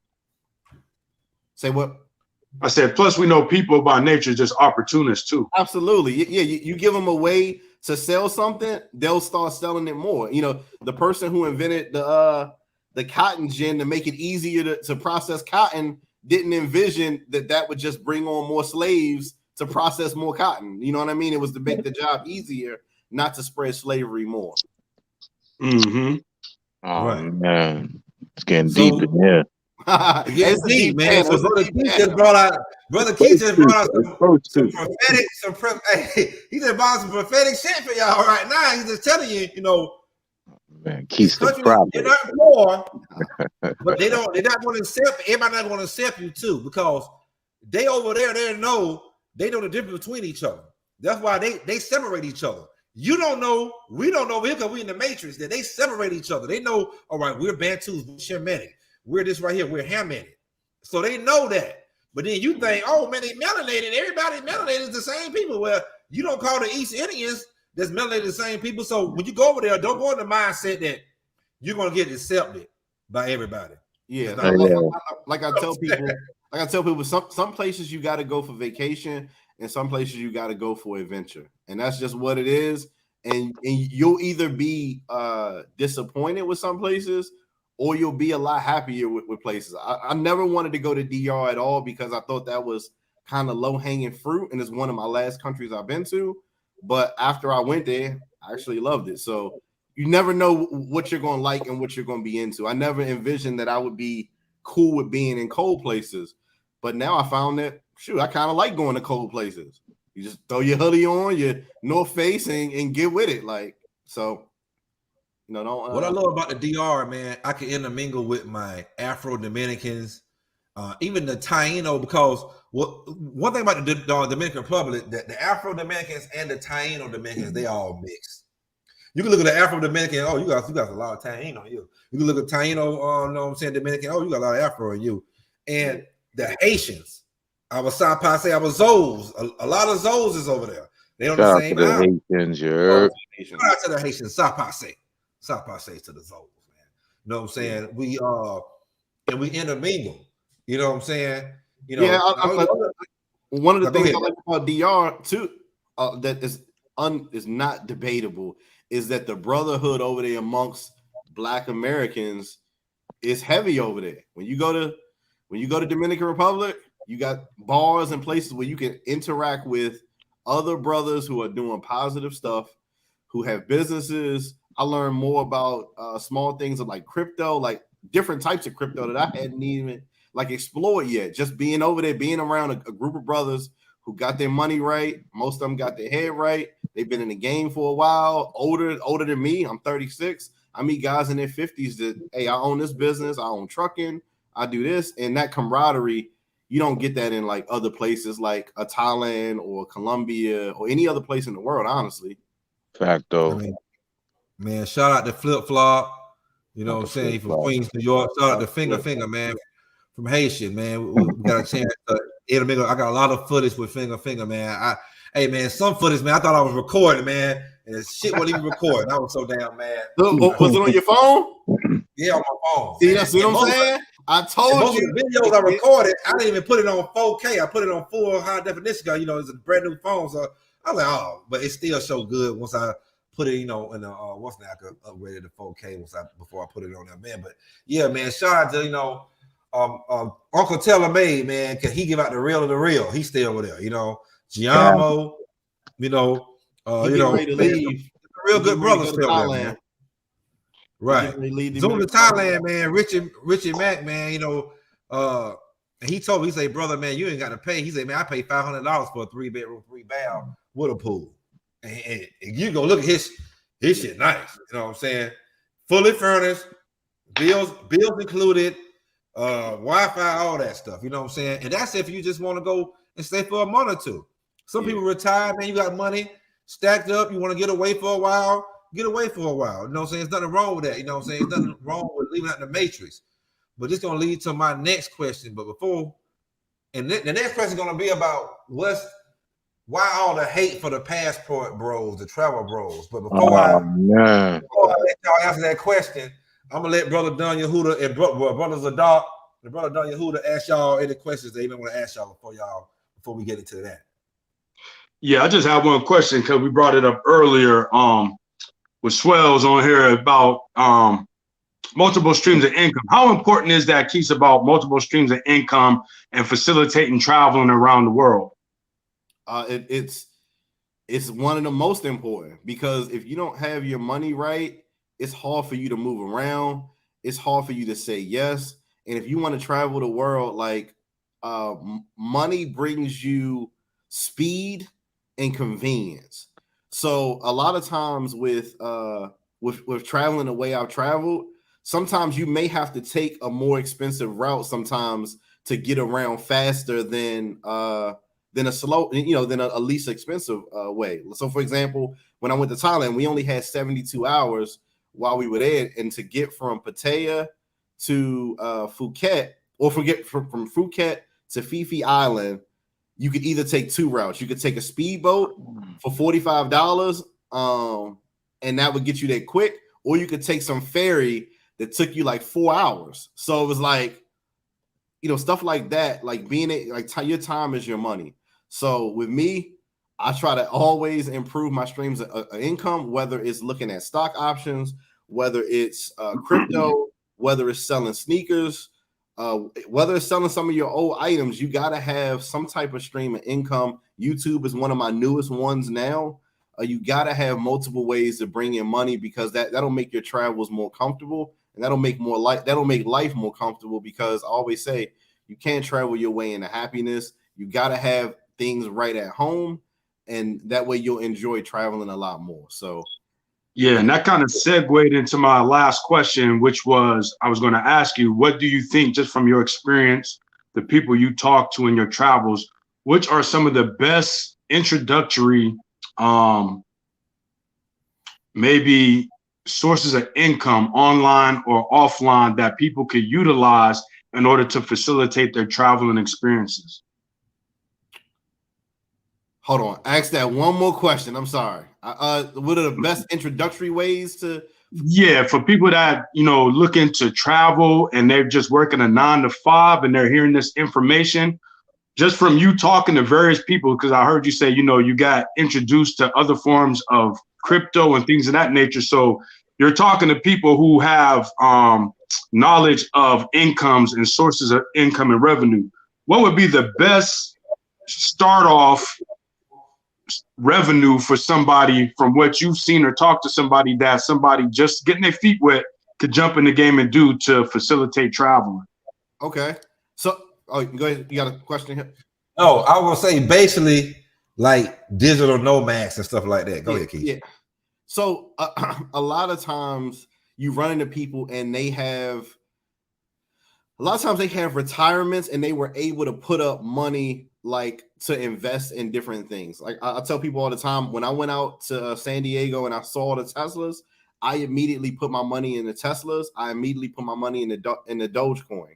I actually made a good amount of money with both of those because I got in early. I tell people I bought Dogecoin, got a low cent, and it went high. I bought AMC when they were doing their shoot, I just woke up. When they were doing their little scheme that they were trying to do to shut down AMC, it went from $8. I bought a bunch of shares at $8 and I sold them for $60 maybe 2 months later. So things like that. But if let's say you're a day one guy, you got to work a 9 to 5, you don't have a lot of money to invest, I would say at that point you need to find better ways. You need to find ways to save what you do have, and then start doing small odd jobs, because manual labor will always pay.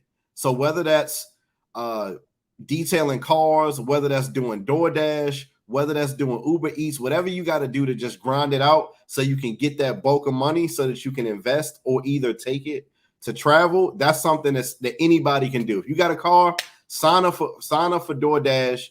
Right now, I think DoorDash is doing a promotion. If you do 15 deliveries, you get, on top of what you make from that, you get an extra $300.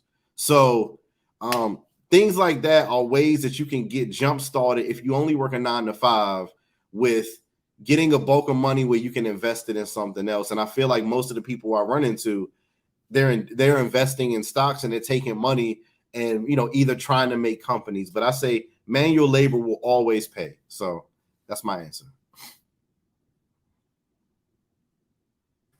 Brother Doc, do you have any questions for the brothers before we get into the next deep question? You there, Brother Doc? Yeah, I'm here. I really don't have a question, man. I'm just listening in, man, and taking in a lot of what these brothers is bringing out as far as their experience with the travels. I just hope that the chat is also taking notes and listening and getting a lot of information out of this. I'm just going off of hinging off of what in the streets, what Brother Keith said about saving that money, man. You know, if you got a job already, man, like I do, I have a credit union and I have money coming out of my, out of my funds, man, being deposited so I can be able to travel. It's taking a little bit. These things take time, but our people just be patient, you know, and like you was saying earlier, with the brother, what's the name? Swells. Very guapo. Well, yeah, like he was saying, man, take your time with these things, man. You don't want to rush out there, man, and you get all jammed up, caught out there, and you end up your ribs touching your stomach, man. You just be in a bad situation. So wisdom is definitely is key. If you don't mind, I want to get a scripture real quick, man. Ecclesiastes chapter 7 and verse 12, right? It says, "For wisdom is a defense, and money is a defense," right? But the excellency of knowledge is that wisdom giveth life to them that have it. So above all things, man, wisdom is the principal thing in all of our travels and everything that we do and how we move in this world right now. Travel, yeah, it's fun. But like y'all was talking about all these drugs and these people walking up and sticking their damn fingers in your mouth, man, and damn blowing smoke off. Listen, man, I'm not, don't make it be afraid to travel because of damn, Asian come up and stick their finger in your mouth, but use wisdom. Sometimes you got to keep your head on a swivel in these places. The money is a defense. Money saves us out of a lot of things, you know what I'm saying? But first and foremost, you know what I'm saying? The Hamashiach is going to save you, man. And I just got to throw that out there because, scripture's got to be involved in everything. So, all praises for you brothers, man, coming on the platform and giving our people this wisdom and this knowledge, man, for you brothers that's well traveled, man. All praises to you brothers, man. And shalom to you. Exacto. Yeah. Appreciate you, good fella. Appreciate it. Man, so, the next question, man, is going to be, why all the hate for the passport bros, man? But let me play a quick video. Just real quick. Yeah, play some videos, man.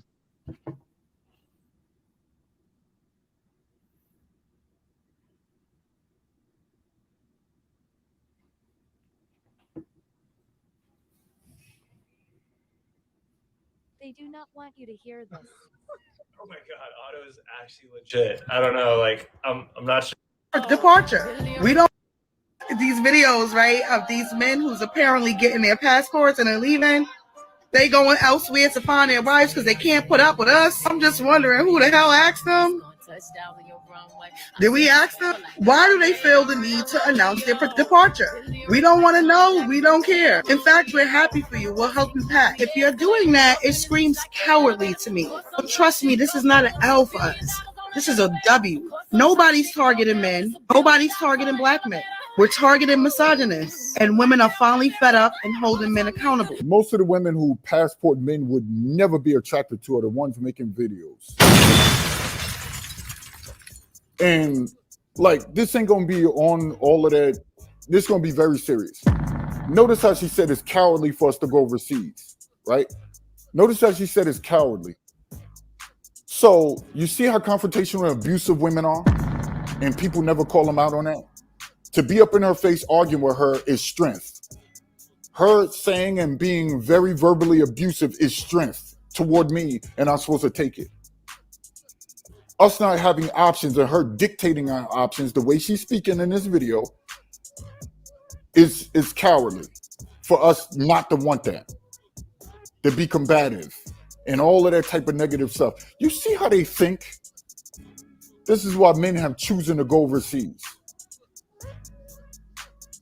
This is exactly why. And they're mighty full of themselves to think that these videos are about them. These videos are about the guys who went through child support, going through it right now, and in good standings with the courts, and they're still able to get their passport. These are the ones we're talking about. We're talking about the ones that went through dating and marriage here, and probably even a divorce, who's tired of it.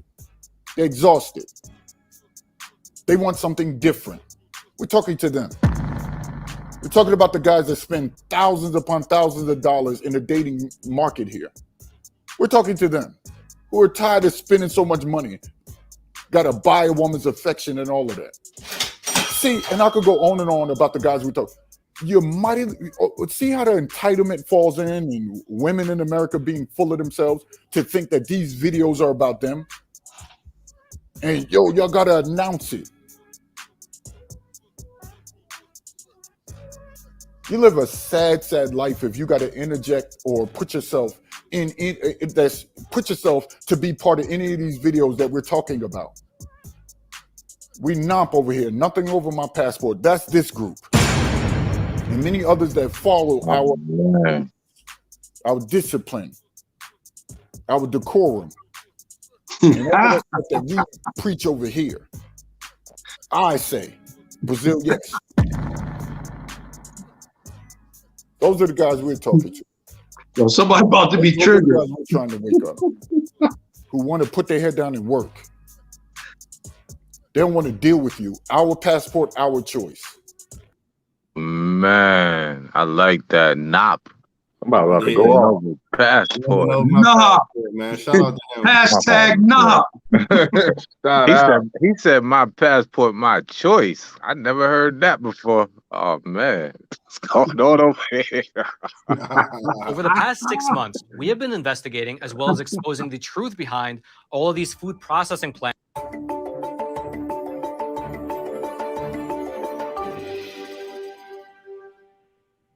I was very surprised to learn that a large majority of our brethren in America have got no travel passports.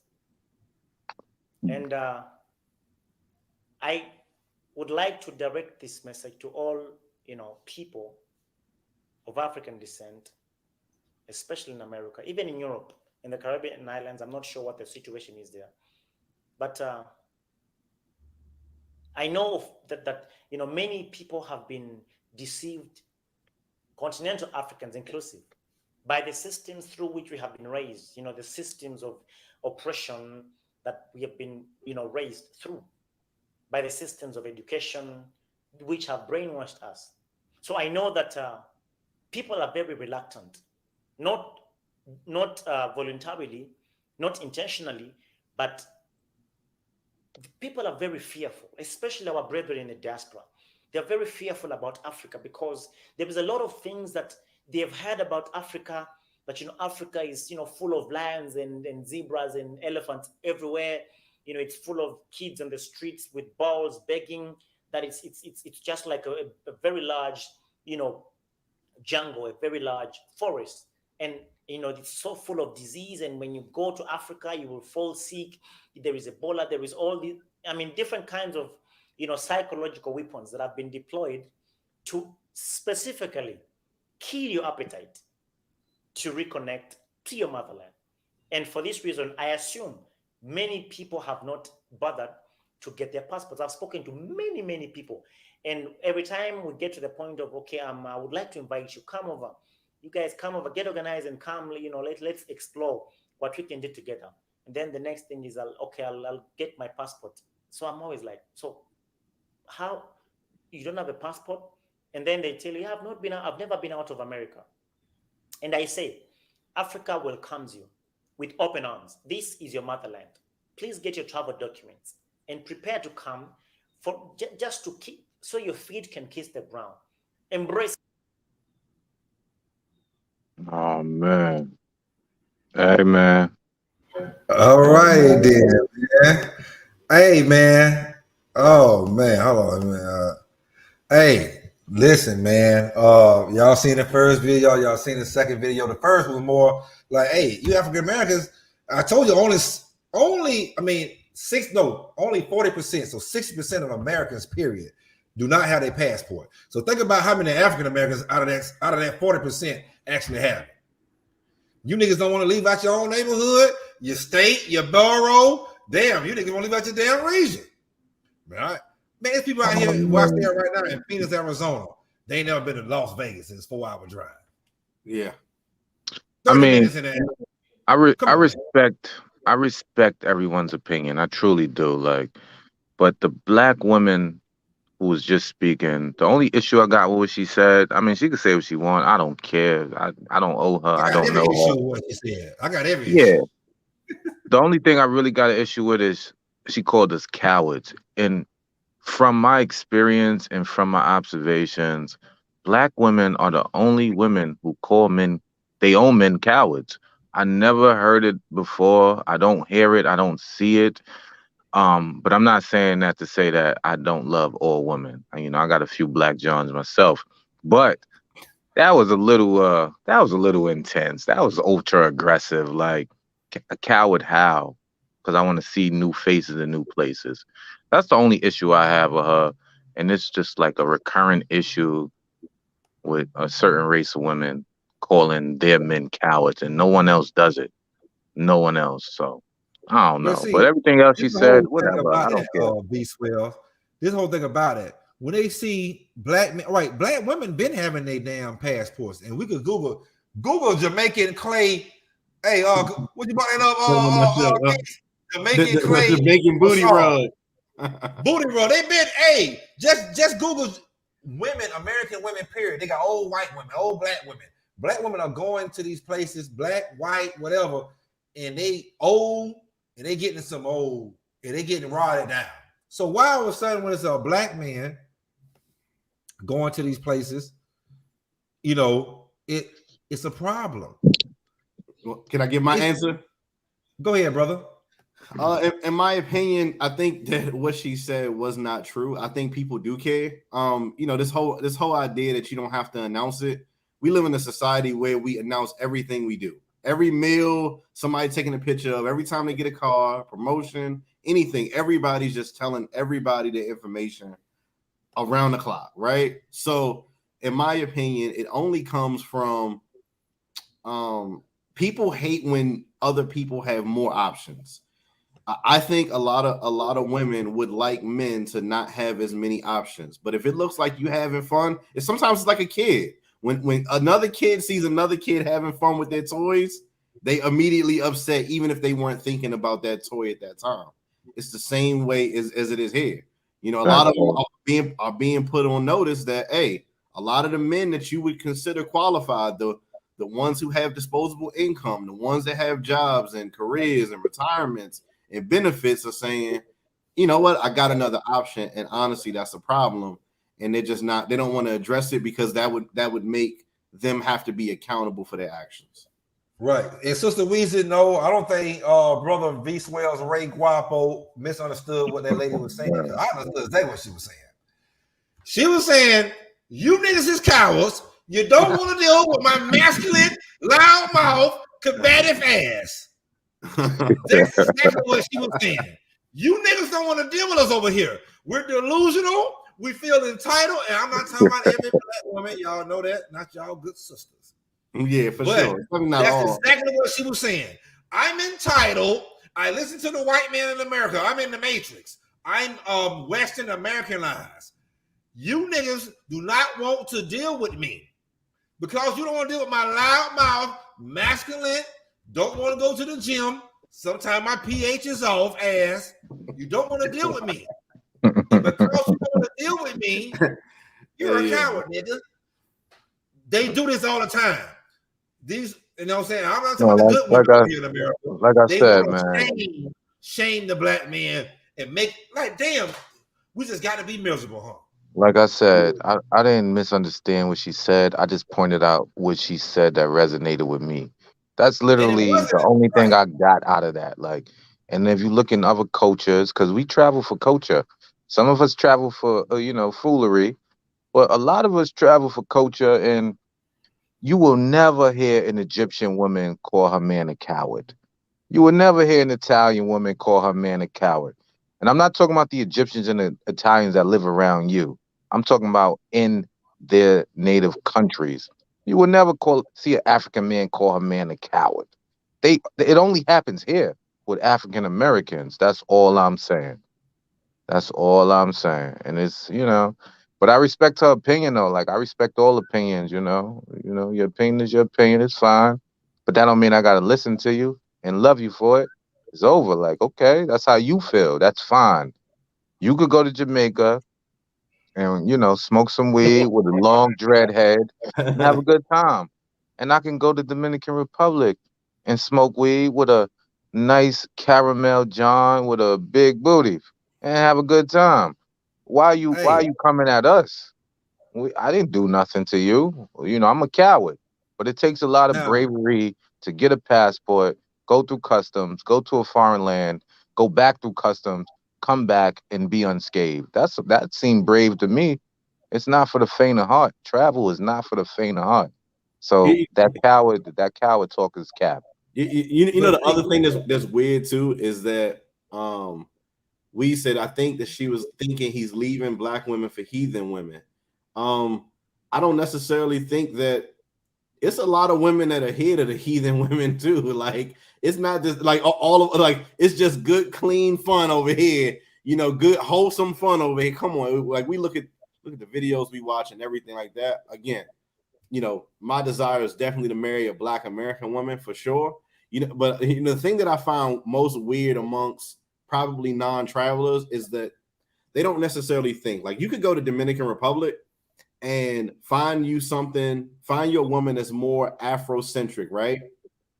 Women would respect that less than you going all the way to some mountains in Africa and finding a woman, even if your experience is more relatable to that black Dominican woman than somebody way in Africa that doesn't have the same interaction with African Americans like another person does.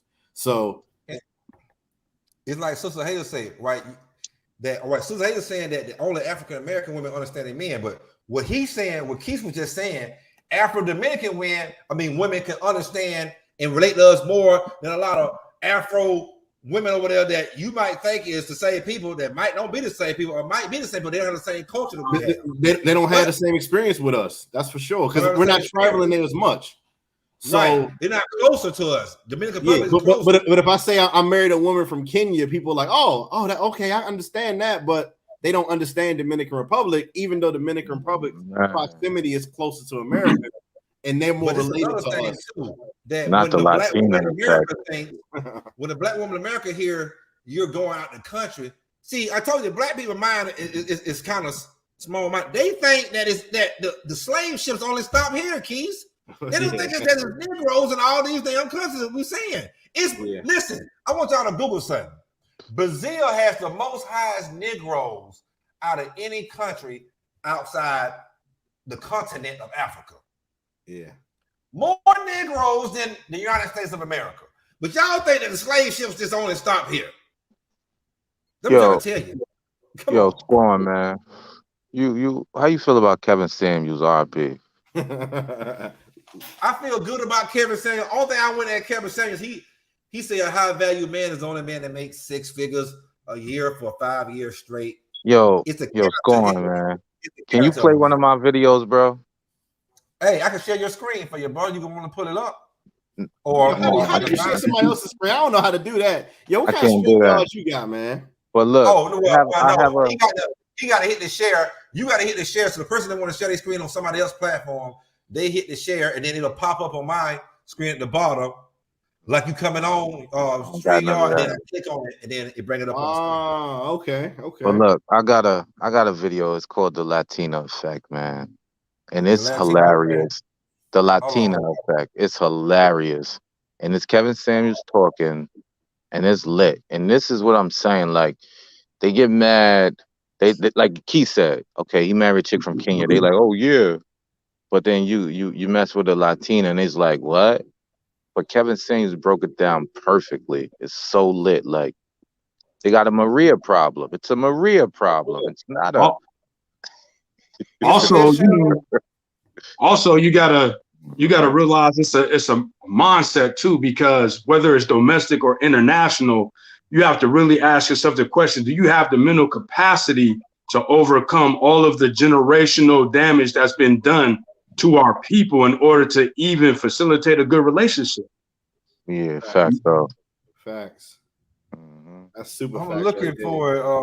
I don't see the Latina effect. Nah, go down. You're gonna see a thumbnail of Kevin Samuels, man, and it's lit, son. Listen to what he's saying, and I just feel like. Let me see. It's on his channel. It's on my channel, Ray Guapo. It's on Ray Guapo. Hold on, Ray Guapo. Hold on, man. What's up with it's you, on man? V12 or Ray Guapo? Which one is on? V12 or Ray Guapo? V Schwells. Ray Guapo is my nickname, you heard? That's why I say he got too many names. I only got 2 names, man. V Schwells or Ray Guapo. Man. Y'all go hit that subscribe button, man. Facts. V Schwells. Look, man. And I appreciate it. Yeah, that John.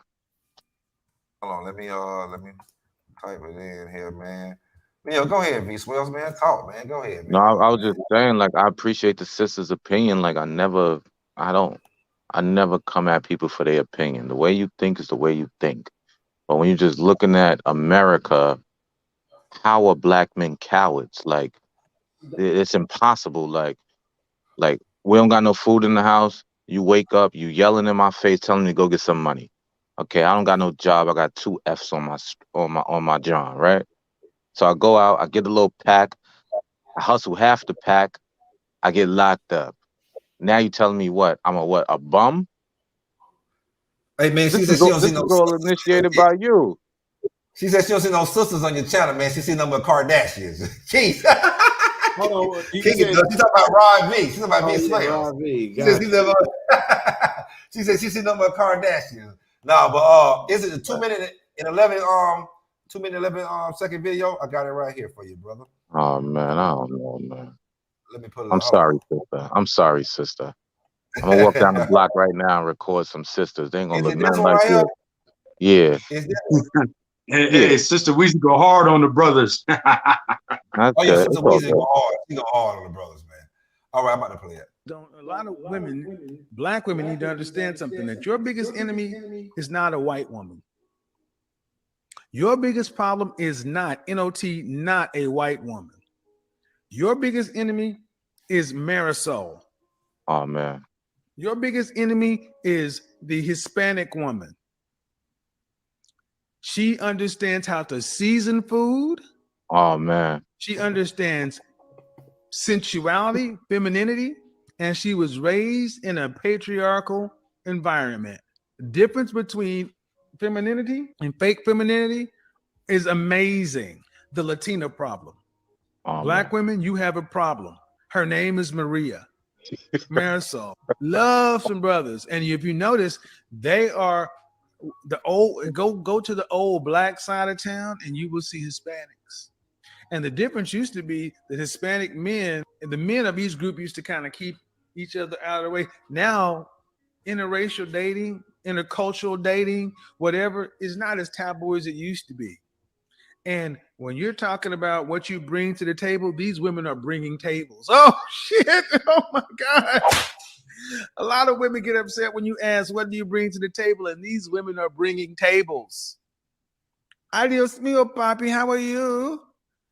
Yeah, your lead speak that shit. Yeah, they bringing tables. I don't like hot food, but trust me, I will get over it. I'm going to learn how to eat. I'm going to start. You hear me playing bossa nova music? I already do salsa and the tango and the merengue and the samba. I'm fuck around starting. You know what, man? Y'all get mad when brothers date out. Hey, well, you know, split the difference. Get Maria. Get Maria. It's not really like dating out. It's not really like dating out if it's Maria, is it? Oh man, that was a good video. That was a good video. Is it dating out? If it's Maria, it's not dating out. This is what I want everybody in the chat and everybody to know that's watching this. When he say get a Latino, I didn't mean to upset her like that. I didn't mean to upset her like that. He's not talking about necessarily get you a white-skinned, you know what I'm saying, Taino or whatever. You know what I'm saying? He's saying Latina is Afro and Taino. You know what I'm saying? That's what he was saying. You know what I'm saying? So he's not telling you leave the Afro or leave the Negro Latino alone, because most of these countries, which I'm gonna realize, it's mostly us. They're gonna promote the white-skinned people just like you damn see. But guess what? The light-skinned Latinos and the black-skinned, they have their culture. They have morals and values. They're not westernized. You know what I'm saying? They don't say I don't need a man, don't want a man. I don't need a stepdad for the kids. So that's what Kevin Samuels was saying.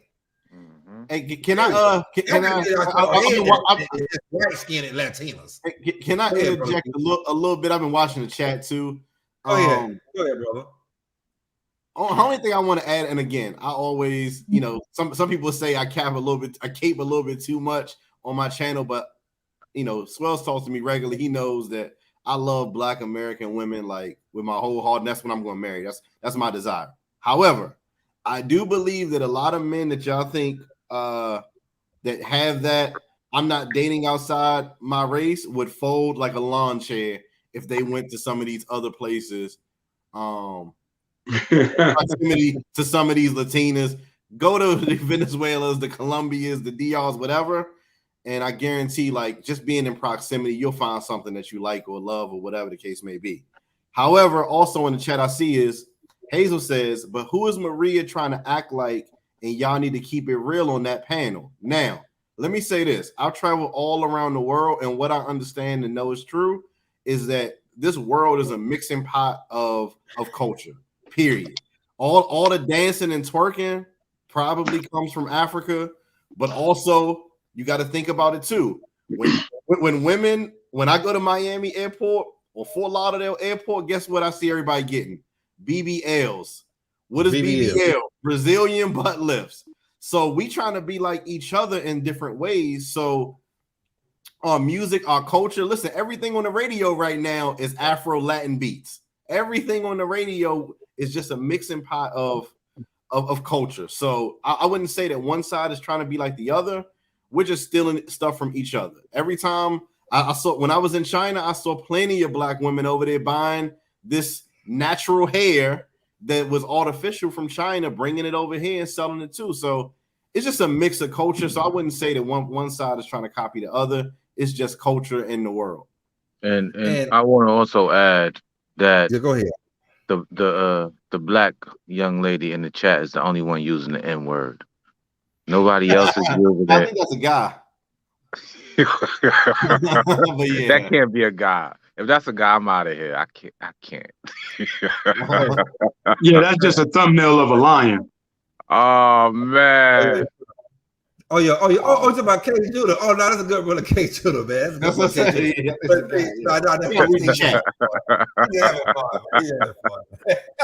That's good. Look, man, I'm not. No. Hey, Weezy, the beloved sister Weezy did use the N-word too. So you were accurate in seeing the sister use the word. Yeah, look, man, I don't go back and forth with women. I definitely don't go back and forth with Black women because I got too much love and respect. But you just gotta. That's why you need your passport, so you can see that when you step out the country, they are the exact same color as us. Now, don't get that video twisted. You seen the dark-skinned John walking on the beach. You said, well, the chocolate sister. You seen her walking on the beach. It's 1,000 of them. That's just the way I put the video together. But yeah, And that's what I was trying to tell everybody. You know, when you get your passport, you got the country. See, America got us thinking that all of the niggas is right here. I'm trying to tell you, this is one of the countries that will probably the least niggas. Well, just Google, look at the population. You go all the countries in South America got more niggas than goddamn than America. I know Brazil got more niggas than any country besides countries outside of Africa. So we got to stop this mindset that where when we hear Latino, you're thinking light skin, straight curly hair, look like Angela off of Power. No, we're talking about a lot of goddamn Lalas and motherfucking Vanessa Del Rios. my final point.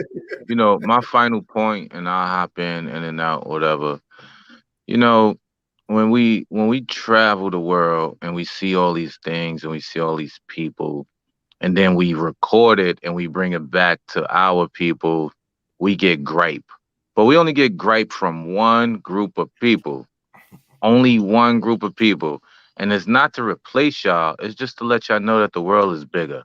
The world is big. Brothers want to see new things. We don't want to stand on a block. Like, we want to get on an airplane and wear the same thing for 3 days in a row. But they don't care. They don't care. We don't have to impress them. Like, you know what I mean? Like, and it's fine. You can feel how you want to feel. It's all good. They keep saying, and we all know this, African Americans are the only people with no known homeland. Like, where did we come from? And I ain't gonna really get into that. I know you be on your Israelite, John, good fella.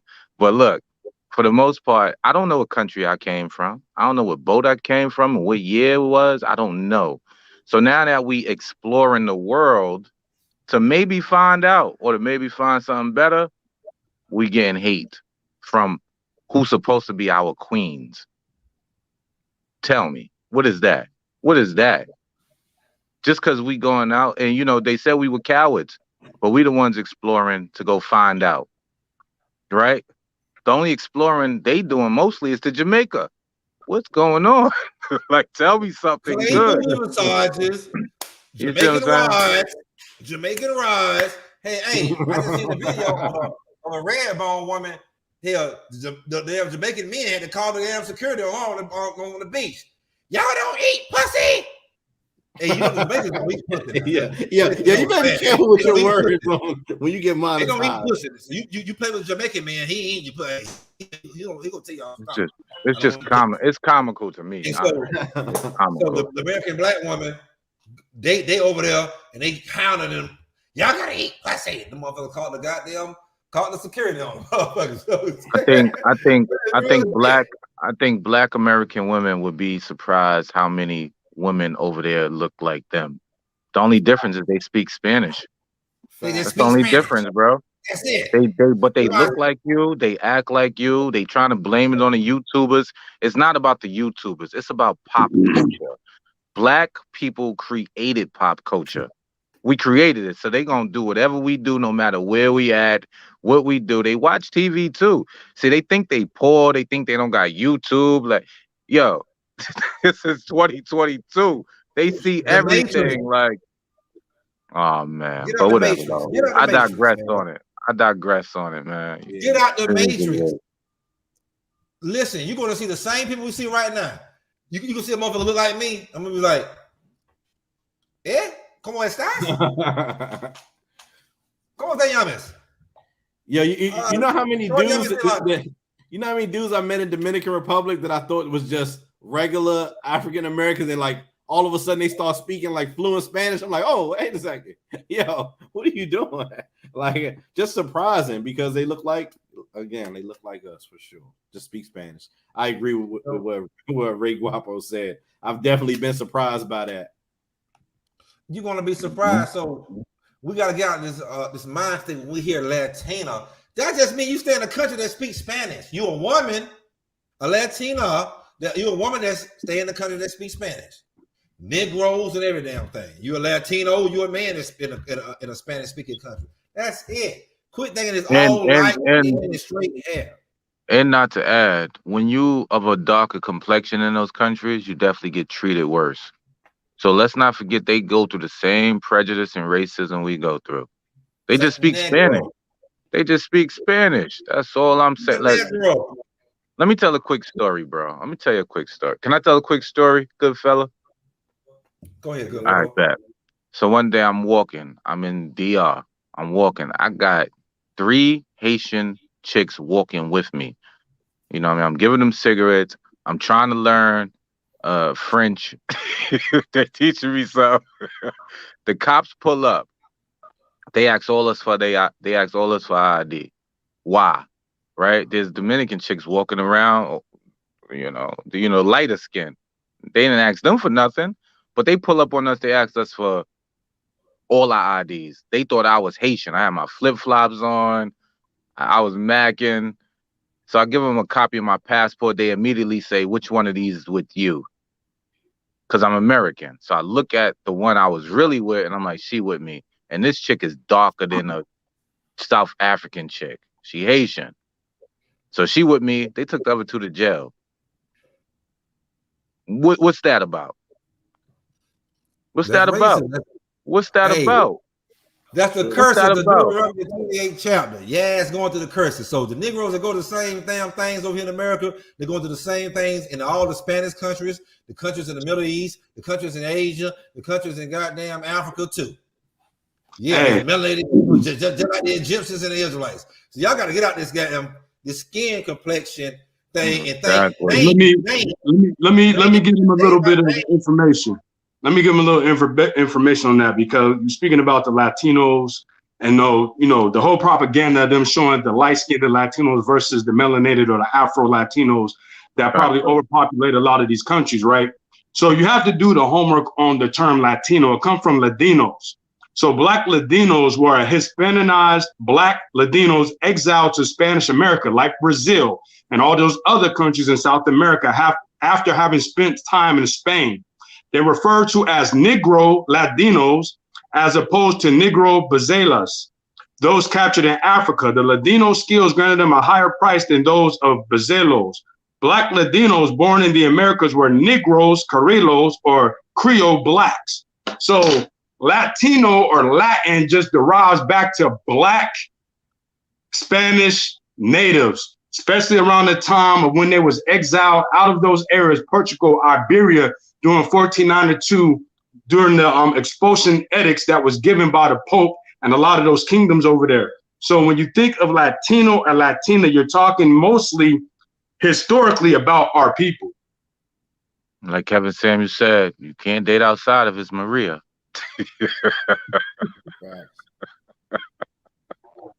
I agree. Yo. Thanks for that word. Thanks for that word for sure. Like I said, as Ray says, I definitely try not to debate certain things, but at the same time, we gotta debate it to some degree, because unless we come to an understanding, we're never gonna get on the same page. We're never gonna hold each other accountable if we not just saying what it really is. If we just say, if Black men just say, yo, you know what, forget it, I ain't even wasting my time talking about it, and we just roll and just consistently move around and like experience different things, and we're not like addressing the issue, then the women can never really understand the issue, because a lot of men, they're afraid to say, hey, yo, I'm heading out. You know how many men are afraid to put up that they going to Dominican Republic or Colombia? I run into them all the time who take their trips in secret because they're afraid of the scrutiny. But if you're afraid of the scrutiny, the truth can never come to the light, and we can have a real conversation. So hey, let's turn it around a little bit, and let me ask this question.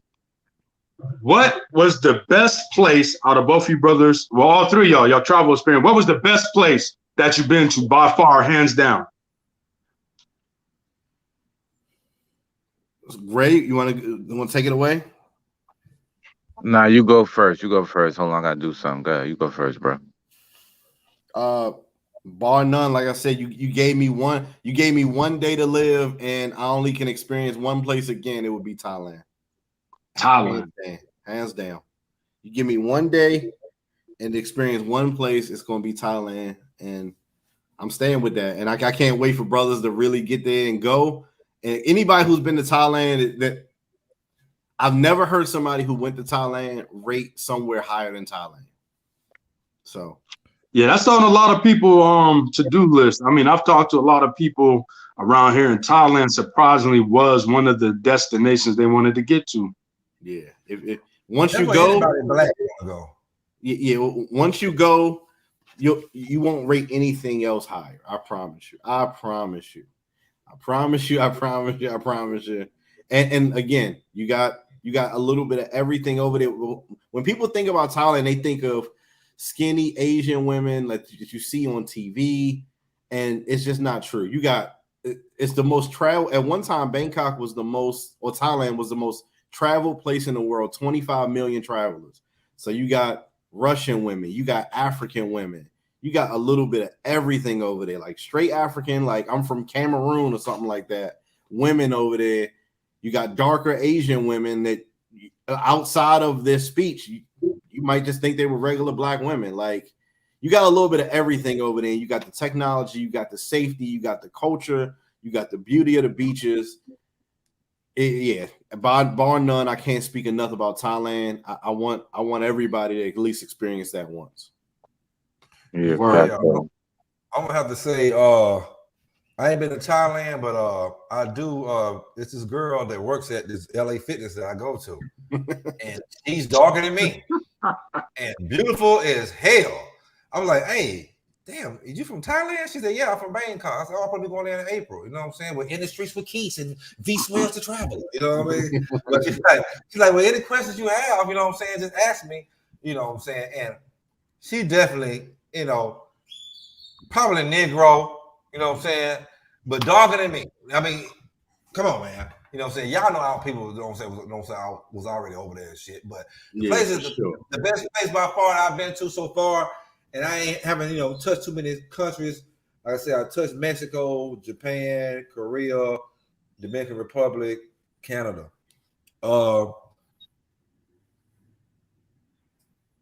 Probably Dominican Republic and Korea. Korea was a great place. Cheap. It probably like just like Thailand. Cheap. Everything is made over there, then it's shipped over here. You know, I had all the video games, all the new Rockerware when I was in the military, ass back. You know, what's all P Diddy old line? Sean John. There, Avrax jackets and shit. Y'all know all that shit that was popping back then. You know what I'm saying? I had all, you know what I'm saying, all that. It was all made over there, shipped over here. So, but Dominican Republic, because I see more of my people, Afro-Dominicans, Haitians, you know what I'm saying? And we just, it's just, and then African Americans, like, you know what I'm saying, like Keith said, it's a camaraderie over there, you know what I'm saying? And you could get with Americans that, you know, and chop it up, hey man, how it is to stay over here, you know what I'm saying? How it is, you know, some people go over there and stay a month. Some people stay 3 months. Some people just live over there and they come back to the station, you know, just make sure, you know, they still is U.S. citizen and blah, blah, blah. So we got to get out of that mindset that we're just over here and anything else is just some other people. That's just crazy. You know what I'm saying? That's absolutely. Hey, hold up before y'all slide off, before Swell say his thing. Did y'all just say y'all was globetrotting next year to Thailand? Facts, huh? How can a brother get down? Hey, I honestly just stay tuned. I've been looking at flights for April. It looks like the price. I'm not sure where y'all from. I'm in the DMV area. The price. I'm in Pennsylvania. Pennsylvania? Yeah. I live in Pennsylvania. Oh yeah. What part? I know. I don't. Everybody think he does. They think I do. Everybody think he does, but yeah, we're looking at it right now. Like I said, the price is between is a little high right now. The cheapest price I found was about $867 from where I am, and then like at the peak is about $1,300 for the flight. But once you get over there, like I said, if you pay early, once you get over there, like the hotel I stayed at, on some places you can find hotel rooms that are nice, 3.5 to 4 stars for about $20. 5 stars for about $50 a night. Like, you can find a lot of good hotels over there. So I would say pay early. I'm looking at April right now, and I'll definitely keep the brothers tuned, you know, with what I think or what we come up with. All right, bet. Check this out. Y'all didn't get a chance to answer the question yet. Why is there so much hate for the passport programs? And we talking about hate from black men and hate from black women. So y'all can break that down how you want to break it down. Y'all can go for the women first and then the men. No, I'm gonna go for the men first. For the men, it's because they can't do it. They just simply can't do it. Like the good fella Don. The good fella Don said he took wifey with him, right? I took wifey with me. Like, you know what I mean? Like, they just can't do it. Like, so these are the men that the black women are talking about. The cowards. In my opinion, they talking about a certain type of man. Like, I will never, ever, ever, never say I'm not going somewhere or I'm not doing this. And I'm not saying like if you do that for protection and privacy reasons, that's you know.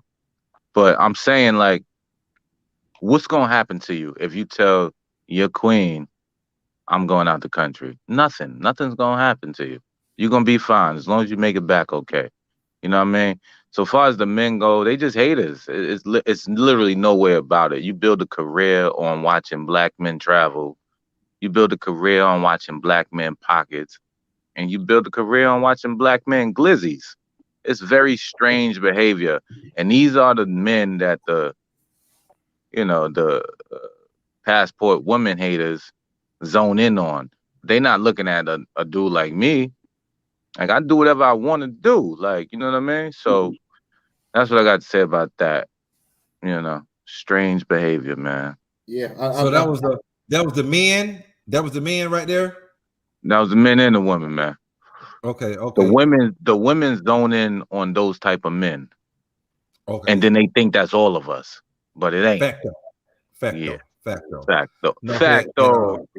I think a lot of men are on child support. So once you get over a certain amount on child support, you can't get your passport. $1,500. Like I said earlier. But look, that's what I'm saying. That's what I'm saying. Who put them on child support is the question. And why they on child support? And then you talk about him being on child support. And then you talk about him being a coward. It just goes on and on and on. He can't keep up with you. He can't keep up with you. He can't keep with you. He can't go no goddamn way. And I want everybody to know that I'm not talking about all black women. Like I love black women. I got a black woman. You heard? Fact though, but sometimes like people in the comments saying crazy stuff, and it's just like I wouldn't even speak to you. We got nothing in common. I got nothing. Like I got nothing for you. Like because you the type of black woman who say you a queen, but you'll look at your black king and say he's a coward. You know what I mean? In the same breath. You know what I'm saying? I think a lot of black men that hate passport bros or travel bros, or any black man that get his passport. Like, why would you misery loves company? Your grandma and your granddad to tell you that all the time. You know what I'm saying? Misery love company. So you're a plantation. And I'm gonna say, yes, America is a plantation, but I'm not necessarily talking about America. You want people you're miserable, you don't settle for some woman that you not happy, or you on child support, you can't get a passport, you just a bummy, broke ass nigga. You don't have any kind of mindset to even span your mind. You can't see past 2 blocks that you stay on. You can't see past the damn corner store that your bummy ass hanging on every goddamn week. You want to hang on because you can't do the shit that we do. You can't experience this experience. Yeah, but you should. That's what we're telling you right now. We're telling you that you should. The Bible says, and the street says too, because how we do it. We do it from a street and biblical perspective here. A man that travels increases his knowledge, Negro. A man that travels increases his knowledge. That's common sense. And all these people be in church. They be in church on Sunday. They forgot that verse though. Man, these niggas are being dragged to white Christianity by their girlfriends that steady cheating on them. They going to Jamaica and getting Jamaican booty rub. They going to the Dominican Republic and getting bound by. Oh, matter of fact, I never answered that question. That was the question. Jamaica was actually one of my favorite places. Now, even though I don't speak the patois language, I just understand them. Because it just makes sense. I just understand them. The food good, the party's good, everything is good, and they so laid back and cool. That's actually one of my favorite places. Even though our quote unquote queens love to go there on girl trips, but it's a nice place, and they lit, son. It's a good time. Shout out to Jamaica. Shout out to Jamaica. It's one of my favorite places. Maybe my favorite. Maybe because I just understand them as soon as I get out the airport. Like I understand what they're saying, you know what I mean? There's no practice necessary. That language is built within you. You know what I mean? You just feel it okay, you know exactly what's happening. You know? Somebody asked. Somebody asked, can any go ahead. I'm sorry. I was looking at the panel. Oh no, go ahead. Can anyone of you kings on the panel answer this question? Why is it that all nations love black women? Yeah. Actually, hold on. Let me answer that question before you answer it, Keith. Let's go answer it. Go ahead, you go first. Sister Hazel, respectfully, with all respect for my brother V. Respectfully. You Google the most undesirable. Look at the statistics. The most undesirable woman to marry on the face of the earth. Y'all Google it and then put it in the chat what it say. Who are they? And where are they from? Who are the most undesirable women to marry on the face of earth? The statistics. Ooh. And then Google it. Put it in the chat and let me know. That's crazy how you put the ball in their court like that, bro. Oh yeah. I mean it's a question that should be answered. But in one way, some people would say maybe the statistics are lying, right? But as somebody who's traveled a bunch, I will say when it comes to be careful the way you use love, because what I see is lust. Honestly, it's not the love. It's the idea of trying something. But those men in other nations aren't running in mass to marry Black American women. It's just not happening. But they will fetishize them. You know what I mean? And fantasize about them and do whatever they want to do with them. But when it comes time for marrying time, it ain't happening. Oh no! I mean, listen, it ain't lies. You can go on every site you can possibly find, and listen. All us won't. I mean, I'm pretty sure all us up here.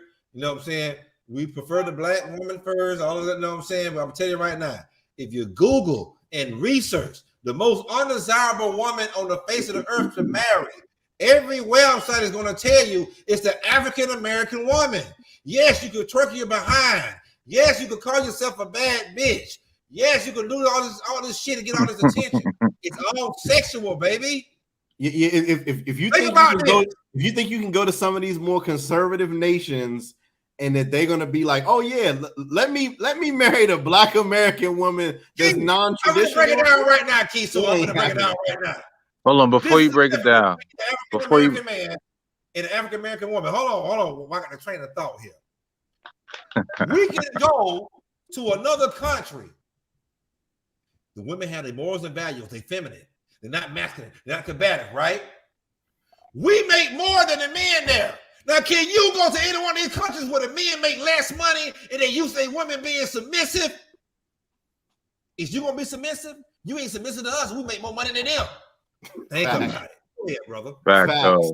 They're gonna be like, oh, hold on, these brokies over here. Oh no, the man ain't gonna want it. The man don't give a damn how much money you make if you ain't submissive to him over there. They used to submissive. You make all the money, they sit back. Money too low. I think when we even inadvertently, I think I triggered the young lady inadvertently, and that's what we talking about right now. I inadvertently triggered her. I wasn't even saying nothing. You played the Kevin Samuels clip, right? Look, she said everyone likes Black women. That's cap. That's cap. They call y'all nappy heads, and it get real spooky after that. Like, and I love my Black queens, but when you travel out these countries,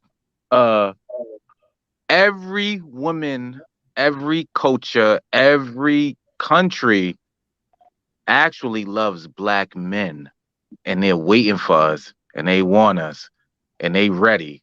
So when we leave this place, just know that you're not even competition anymore. Like, I walk in a club somewhere, it's 150 women wanting me.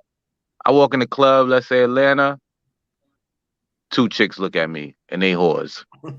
See what I'm saying? You see the difference there? And out of those 150 who want me out the country, at least 100 will be happy to cook, clean, and be submissive for me. The other 50, they just want some money. Okay. Right? You walk in the club in Atlanta, it's 100 of them. 2 look at you. Neither one of them wants something serious. They definitely not submissive. They definitely not gonna cook and clean. It's just cap. But I just want to end this with saying, I do love Black women. I ain't gonna hold y'all. But only because I'm me. Only because I'm guapo. So I got enough backbone to say shut up. Go sit your ass down. Like, who are you talking to like that? Like, you remember me when I was a young boy. You remember the violence and the work I put in. Who you talking to? But why you even gotta say all that, right? Is the question. Why you gotta threaten them? You gotta threaten them. But in these other countries, it's just lit from go time. Right, Keith? Hey, but this is the whole thing. Because I think, all right, so what I said about the most undesirable woman, and my good brother K. Judah said, that's the white man facts. But check this out. Just ask yourself this question. Who is the only woman on the face of earth? And this ain't no bash against Black American women by far. But who is the reason why them stats goes like that is because who are the most women Who the only women on the face of the earth that say they don't want their man? I don't want a man, I don't need a man, I don't need to step there for the kids. I can do all by myself in my own bag. Nigga, fuck Yeah, you. exactly. Blah, blah, blah. You a fuck nigga, you a pussy nigga, blah, blah, blah. Who says that? Yeah. I touched That's on that why earlier. we want the it. black That's woman. right. Every black man wants a black woman. Believe it or not, black women, we want you. But we can't take your goddamn mouth, black American women. That's why I keep trying to say, them boats didn't stop here. Y'all got to quit putting it in a box like when we say black, we say American. Do I got, as an American black man, do I got to settle for a black American black woman? Or can I go get me a goddamn Negro Colombian, a Negro Dominican, a Negro Brazil, a Negro Peru, a Negro goddamn Thailand, a Negro goddamn Asian period, or a Negro African, a Negro, come on, man. That's what we're talking about. We're not talking about I'm sorry, all black women. We're talking about the American black woman. You're undesirable, because most of them, we're not talking about all of you. That's just the facts, because you don't want us. The statistics show. So when a white man and everybody else see that a black woman say, I don't want a man, I don't need you. I don't need that there for the kids. Nigga, fuck you. You a fuck boy, you a pussy boy, everything else. What do you think other nations of men seeing? You think they want you? You don't want your own goddamn man. Come on, man. Facto. Yo, but look, man, I appreciate you, man. I'm about to spin off, man. If you still on this, John, after I finish doing what I'm doing, I'm gonna hop back on. Yo, Keith, you soft, good fella at the top right. Nice to meet you. Yo, holla at me, Scorn. You heard? Yo, Keith, Shout out to Ray Guapo, man. What's up? Yo, I'm gonna call you later, man. I saw you call me. I missed your call though. Yeah, yo, everybody in the chat, subscribe to Guap's channel right now. Yeah, V Swells the Traveler goes. V Swells the Traveler, man. We be walking and macking, and the funny thing is, I'm making a video right now. I'm gonna drop it on Wednesday or Tuesday, and it's all Afro-Colombians. Now tell me they don't look like you. What are you talking about? That's funny. I was making that video, but all right. Salute to the panel. Salute to the chat. Yo, I'm about to go spin off real quick. When I come back, if you still on here, so I'm gonna hop back on, John. Man, we're gonna let Keith answer this question, man. Why the hate for the passport travel? I mean, the passport bros, the travel bros, man. What's up with the hate, Keith? It's coming from black men. It's coming from black women. Hell, I thought it would come from the damn white man. I thought he want to keep our ass over here in the Matrix the whole time. I mean, what the hell is going on, Keith? Again, I think it's 100% people that don't want you to have the options that you have. I also think it's some of the black men capitulating to what women want and think it'll make them more desirable if they speak down against the other brother. I mean, we've known this since slavery time that, you know, they'll use one of us to do their bidding for them. So, you know, you ever watch the movie Django? The worst character was Samuel L. They would have got away with it if it wasn't for Samuel L.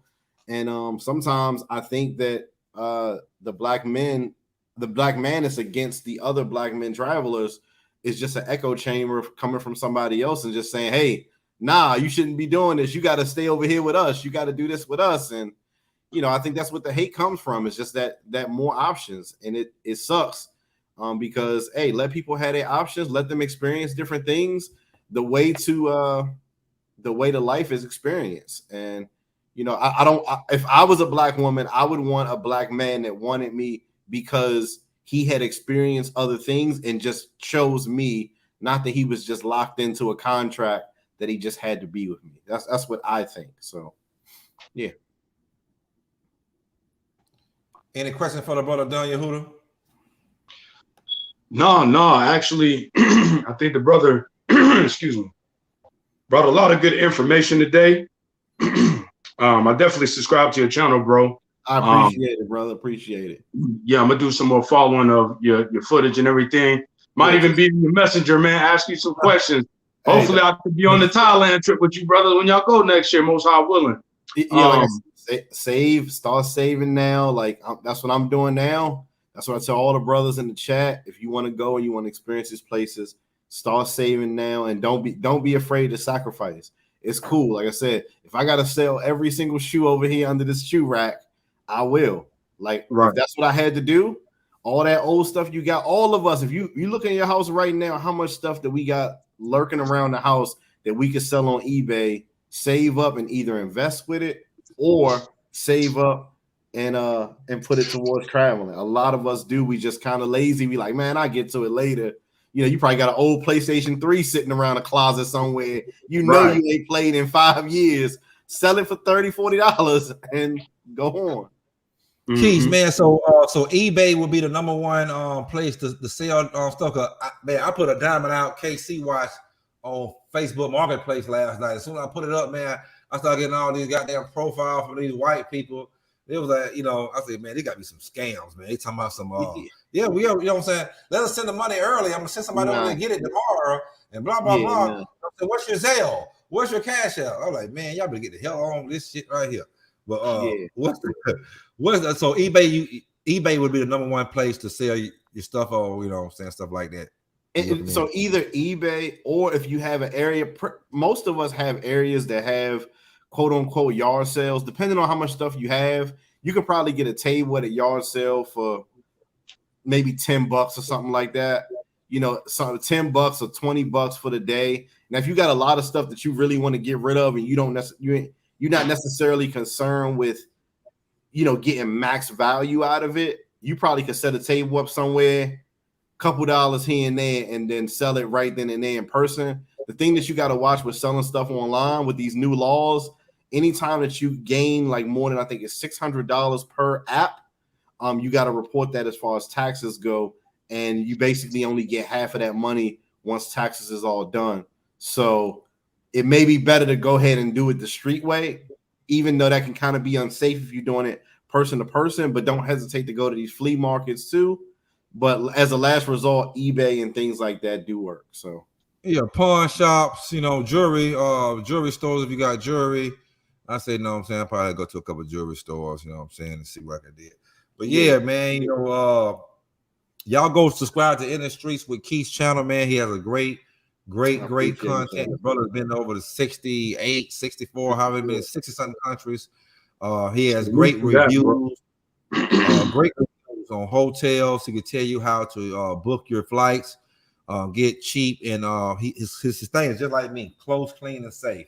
That's the best thing that they do. He has that right there. Any more questions for the brother, Don Yehuda?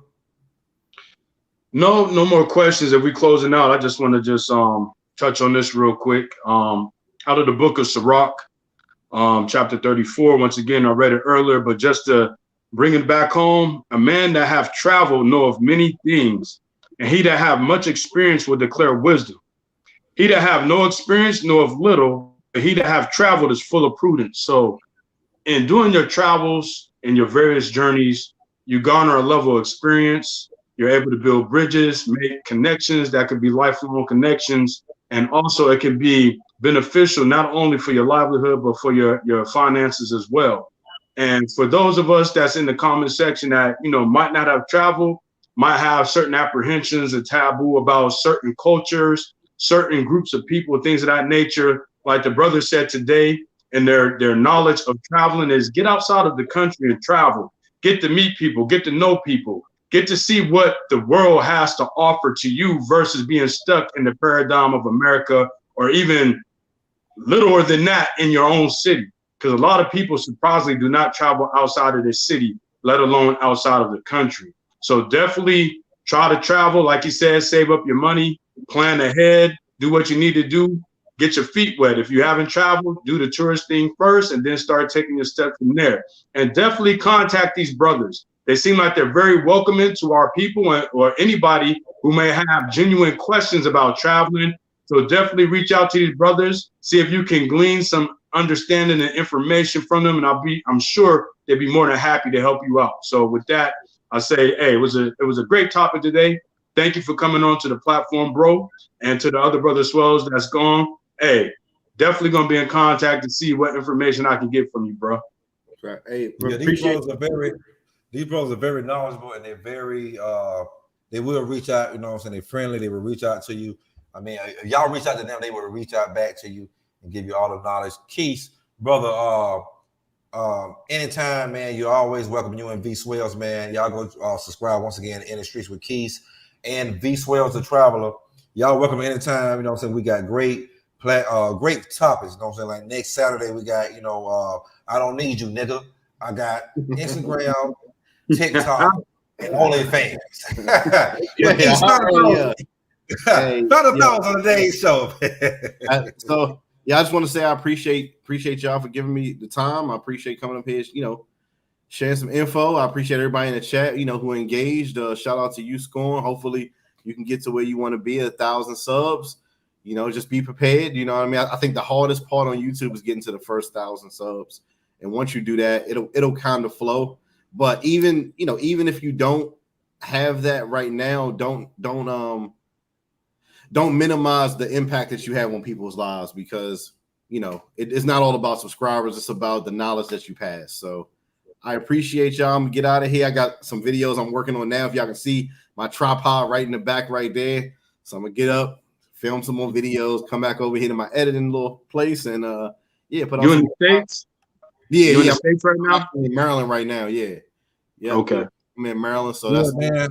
Don Yehuda, man, you can get with Keith, man. He could give you a couple video editing things, man. Don Yehuda's he's our new video editor over here at the Scorn Black Man. Yeah, man. He's got a lot of something. Yeah, for sure. Yeah, hit me up. Like I said, anytime you need something, like I said, I'm here, man. So yeah, appreciate you. Get ready for that Thailand trip. Sell some of that stuff. Put that money to the side. I'm doing it right now. Put that money to the side, man. Don't underestimate the power of small profit. And just pay attention. Y'all can also follow him on Instagram, In the Streets with Keith, man. So show the brother some love. And V Swells the Traveler. Hey, episode 27, the Scorn Black Man podcast. The importance of having your passports to travel and live abroad for African Americans. We did it. Get them stamps. Get that book and get them stamps. Until next time, shalom, peace, love, and hair grease. Shout out to Zadok Israel, the whole fam out there, KD. You know what I'm saying? Clean up crew, everybody. Shalom, Keith in the streets with Keith and V Swells. Don Yehuda, man, you already know it's a pleasure, brother. Till next time, shalom. Yes, sir. Peace.